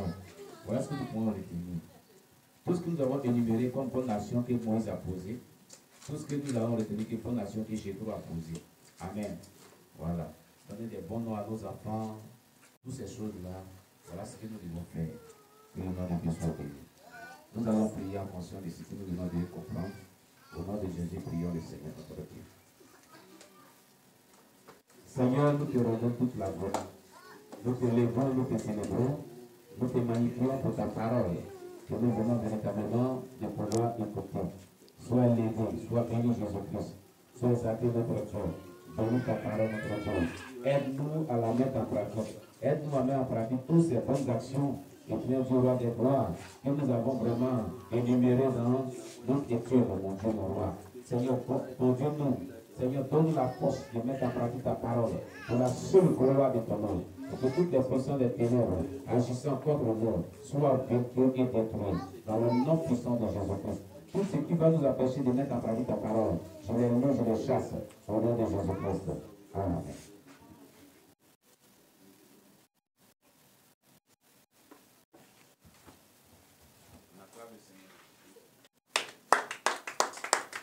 Voilà, Jésus. Nous allons louer le Seigneur. On va passer la louange. Oui. Sephora. Bon. Je vais te donner ça après parce que je n'ai pas ça en tête. Sinon, Sephora a toujours un nom positif. C'est pas un mauvais nom. C'est le nom de la femme de Moïse. Oui. Non, le nom peut être positif, mais ça dépend de la source de motivation. Voilà. On peut donner un nom positif à un enfant, mais la source de motivation, nous ne la connaissons pas. Qu'est-ce qui a motivé la personne à donner ce nom? On a vu que la source de motivation de Moïse a influencé la source de motivation. Moïse a dit que non, qu'est-ce qu'il a influencé à donner ce nom? Il dit, Dieu l'a secouru et Dieu l'a délivré de l'épée des pharaons. C'est ça dans ce nom, Élisée à son enfant. Donc quelqu'un peut donner un nom biblique, mais quelle est sa source de motivation? Il y a encore quelqu'un qui a donné, comment dirais-je, le nom de... il y a un qui donne le nom d'Adam. Allez l'enfant. Ève. Allez l'enfant. Voilà. Il y a quelqu'un qui a donné le nom de Lucifer à son enfant. Lucifer. Tu comprends? On va dire, ah, c'est démoniaque. Non. Le nom de Lucifer n'est pas démoniaque. C'est le nom Satan qui est démoniaque. Lucifer veut dire ange de lumière que Dieu avait créé. Voilà son histoire. Amen. Lucifer, c'était un ange de lumière que Dieu avait créé. Donc, c'était l'ange le plus glorieux dans le ciel que Dieu avait créé. Donc, il était au devant de l'armée céleste de Dieu. Quand il s'est révélé, c'est là qu'il a pris le nom de Satan, le diable. Sinon, le nom de Lucifer n'est pas mauvais.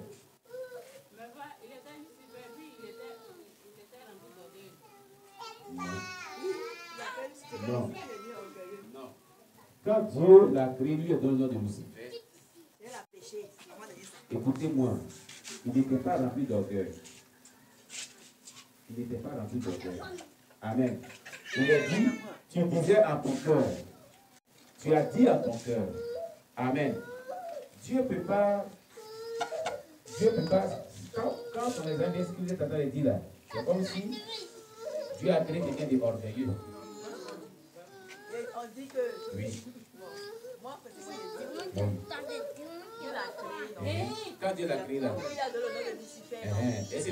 Laisse-moi finir. Il était bon. Il était bon. Et c'est avec ce même nom qu'il a péché. C'est ce qu'il s'appelle le dire. Oui. Avec ce même nom que le gars, il le disait à son cœur. Oui. Le gars a pris possession. Oui. Et puis il s'est révélé. Oui. C'est la fille qui a le nom Satan. Oui.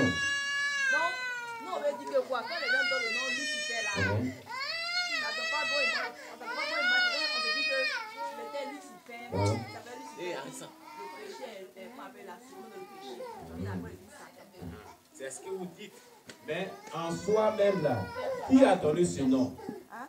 C'est Dieu. Hein, c'est Dieu. Non, attendez, allons doucement. C'est Dieu qui a donné. Voilà. C'est Dieu qui a donné ce nom. Quand Dieu a donné là, c'est pas mauvais. Ça veut dire quoi le nom? Ça veut dire ange brillant, ange glorieux, ange de lumière, qui était au devant de toute l'armée de Dieu. Ça veut dire en quelque sorte. Donc il n'y a rien de mauvais en soi. C'est comme si toi tu dis ton enfant t'appelle aujourd'hui Élisée, chose comment dire Élisée, ou bien chose Jean-Baptiste, ou bien chose Sébastien. Et tes mères lui disent que normalement il m'appelle Pololo. Il m'appelle John Pololo. Il veut voir la montagne. Et il prend le comportement de voir la montagne. Donc on va dire que non, que Élisée, quand lui a donné un mauvais, on va dire que toi tu es mauvais. Non. Le nom là, Lucifer n'a rien à voir dans son sens. C'est lui qui a choisi d'être mauvais. Vous comprenez? Voilà. Il était le général parmi tous les... On dit qu'il était le chef de l'armée de Dieu. Le général. Dieu lui a confié toute son armée. C'est parce qu'il était bon. Donc une personne, son nom on lui tourne là. Non, vous voyez Lucifer en mal, le côté mauvais. Vous ne voyez pas celui qui a donné ce nom. Vous ne voyez pas d'où le nom a bien et qu'est-ce qu'il veut dire ce nom au départ. Vous voyez seulement le côté négatif. Pourquoi vous ne voyez pas le côté négatif de Ève que les gens donnent le nom à l'air? Ah, Ève là. Pourquoi vous ne voyez pas que c'est elle qui a Ève et puis Adam? Pourquoi vous ne voyez pas le côté négatif que les gens portent ce nom?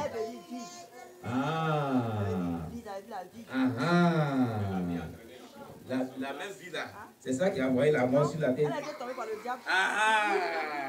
Elle a été tombée, Satan qui l'a tombée. Satan, lui là, Satan là. Mais la Bible dit, tu disais dans ton cœur. Qui disait là, qui a mis dans son cœur? Non. C'est qui disait là, qui a mis dans son cœur? C'est lui-même. Voilà. C'est lui-même. C'est la même réaction. Attends, Ève, là, elle était trompée. Elle était vide. Elle veut dire vide. Oui. Voilà. Uh-huh. La vie là, elle a été tombée par Satan. D'accord. Voilà. Tu oublies ton cours de GVM. Ton cours de GVM dit quoi? Il y a combien de sources de tentation pour le péché? Nous sommes tentés par nos propres convoitises. Nos propres convoitises. Ce que Jacques dit, notre propre, nous-mêmes. Donc si elle a succombé, c'est la même chose. C'est elle-même sa propre convoitise. Tu comprends? On lui a dit de ne pas manger. Elle avait considération pour Dieu. Voilà. Mais l'autre est venu. C'est ça. Donc c'est la même chose. Les noms là, les noms de Dieu sont positifs au départ. C'est l'homme qui s'est rendu négatif. Sinon, appeler son enfant Lucifer, là, c'est pas mauvais. Mais seulement que c'est la source de motivation. Tu l'appelles Lucifer, pourquoi? Tu l'appelles Ève, là, pourquoi? Qu'est-ce qui te motive? Qu'est-ce qui t'a influencé à l'appeler quel nom? On a vu ce qui a influencé Moïse à appeler quelque chose Eliezer. Moïse même son nom aussi. Qu'est-ce qui a influencé la fille de Pharaon? Voilà. Elle a dit qu'il a été retiré de l'eau. Donc il a été sauvé. Voilà. Voilà, c'est ça. Voilà, c'est ça. Dieu l'a sauvé jusqu'à ce nom a influencé sa vie. Voilà. Et ça fait que Dieu l'a délivré même des pharaons. Dieu l'a tout délivré, sauvé, cela le suit partout. Vous voyez? Donc c'est la source de motivation qui compte. Si moi je dis que j'appelle mon enfant Lucifer, je ne me bats sur quoi pour l'appeler Lucifer? Est-ce que c'est dans le mauvais sens qu'il s'est révélé à Dieu? Non. Si je dis qu'il appelle Lucifer, c'est qu'il était au départ un ange loup. Mais comme vous l'avez dit, et comme tout le monde le voit, Lucifer, quand on dit Lucifer, on voit le côté mauvais. Mauvais. Non, quand on voit Lucifer, il était avec Dieu, puis après il est mort. Voilà. Donc quand les gens voient ça, ils disent non, il va finir mal. Il va finir mal. C'est pas possible. Oui. Oh. Oui. Oh. Oh. Oh.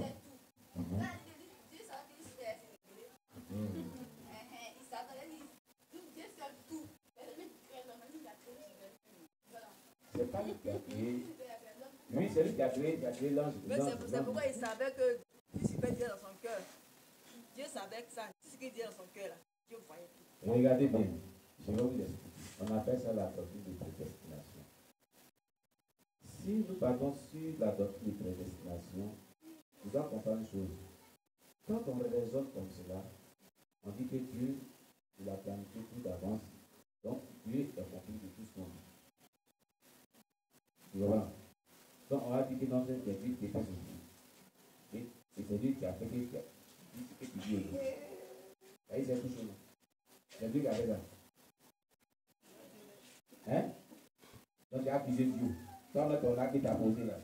Nous sommes coupables de nos propres actes. C'est la doctrine. Nous sommes responsables de nos actes. Et ça veut dire. Tu comprends? Donc, Lucifer est responsable de son acte. À ce moment, Dieu ne va pas nous tenir responsable de nos actions. On va dire que c'est Dieu qui est responsable de tout ce qu'on vit. Tu comprends pas encore?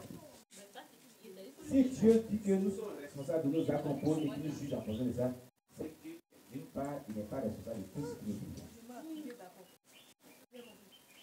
Et est-ce qu'il a dit? Il a dit, tu disais dans ton cœur, c'est un acte personnel, que je mettrai mon trône au-dessus du trône de Dieu.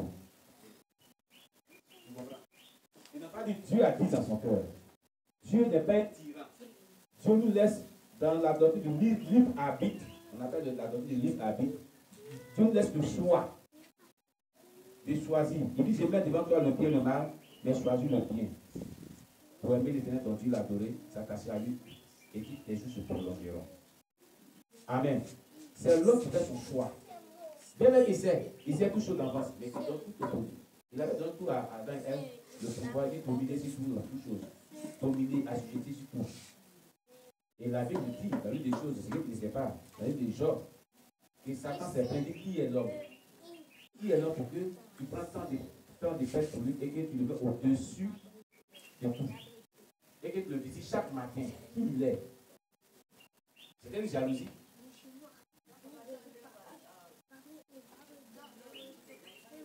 Pardon?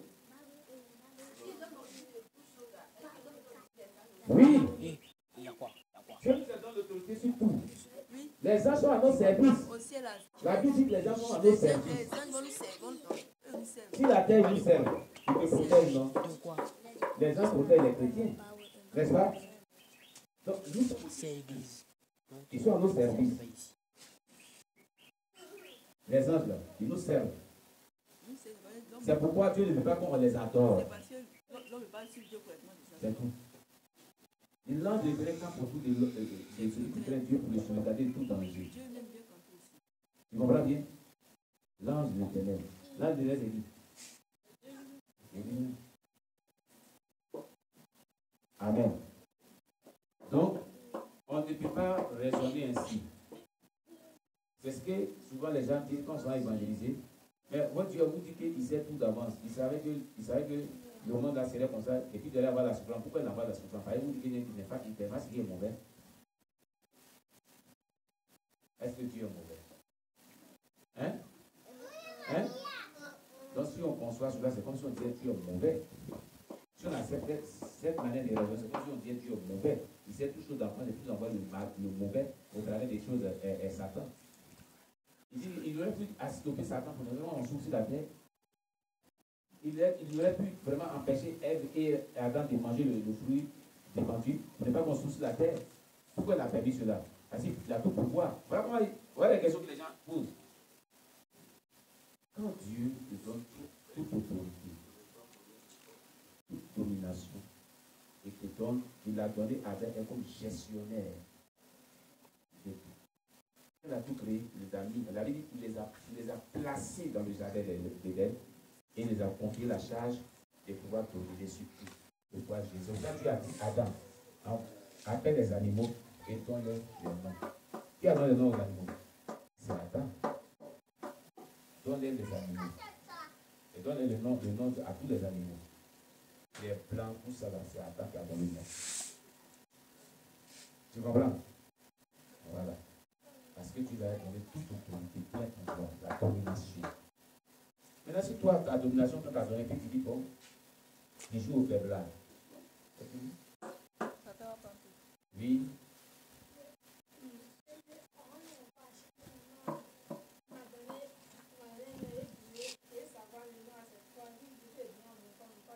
Attends, tu avais donné quel nom? Comment? Bléka Berté.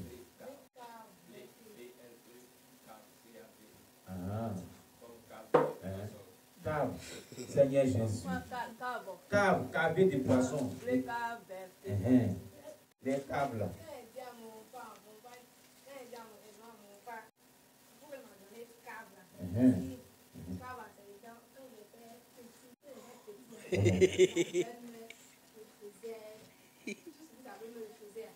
La maltraitance là.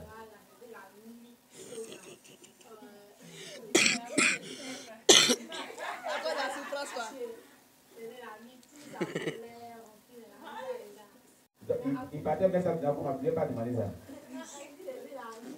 Il a acheté lui sa colère là dans les caves. Dans le cave où il partait se cacher là. Il partait boire.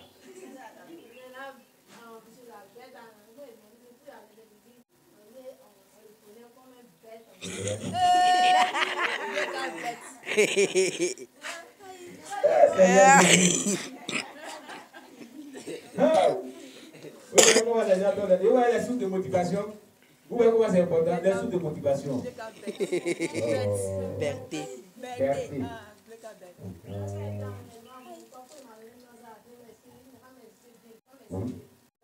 Vous ne voulez pas t'expliquer parce qu'il sait que ce n'est pas bon. Il sait que la source de motivation n'est pas bonne. Donc ça veut dire, pourquoi tu te donnes ce nom-là? Il ne veut pas t'expliquer. Elle a pensé jusqu'à l'expliquer. Il a changé ça maintenant.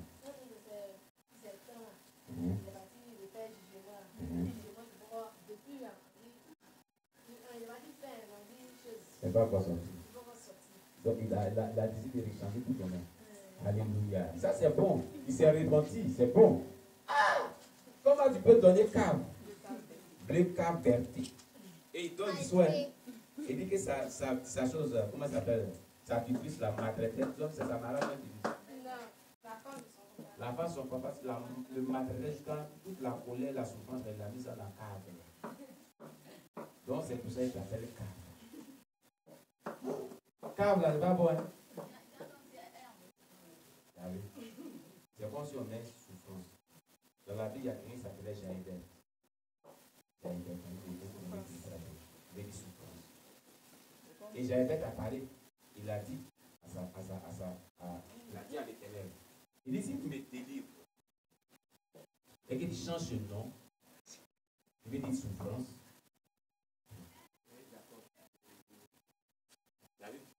Donc ça veut dire qu'on peut changer le nom. Amen. On peut changer le nom. Oui. Comme on dit à Benjamin. Dans la vie, il y a eu des personnes qui ont changé le nom. Sarah. C'était Saraï. Et Dieu lui a dit Sarah, la mère des multitudes. Abraham. Il a dit Abraham, le père des multitudes. Oui.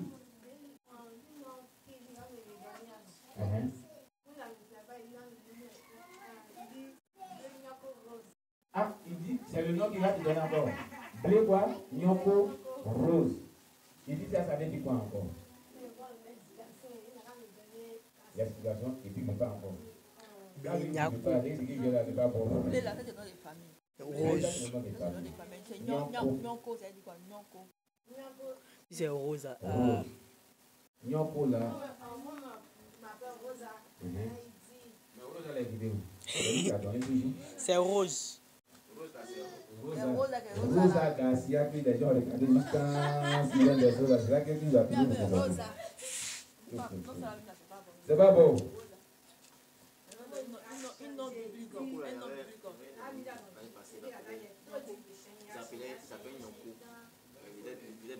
Voilà, il faut que, c'est-à-dire qu'il faut dire que vraiment, il faut chercher à ce qu'on les voit plutôt. Nyonko là, il y avait un ami qui était en place avec Nyonko.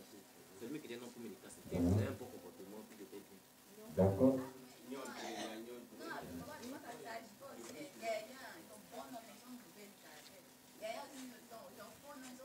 C'est pour ça que nous disons que ça dépend de la source de motivation.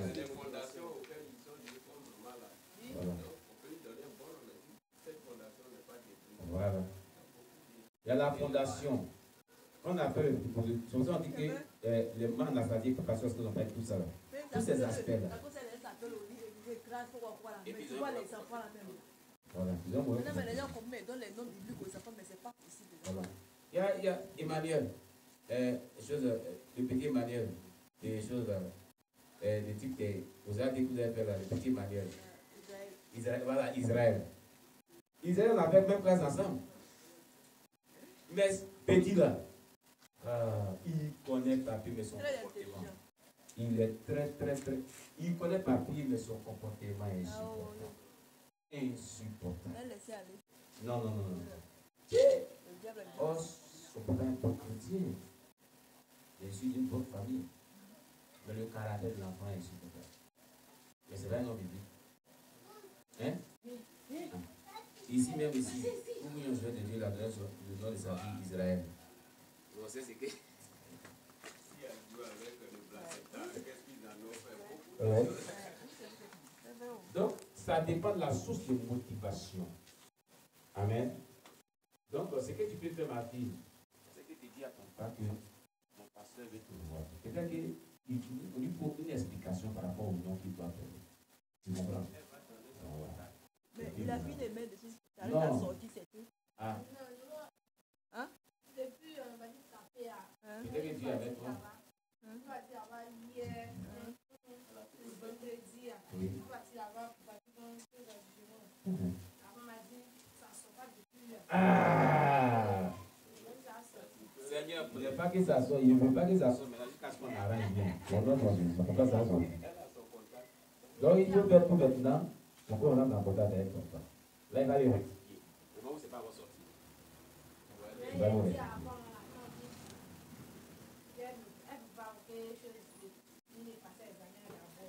Et là, ils vont faire ça.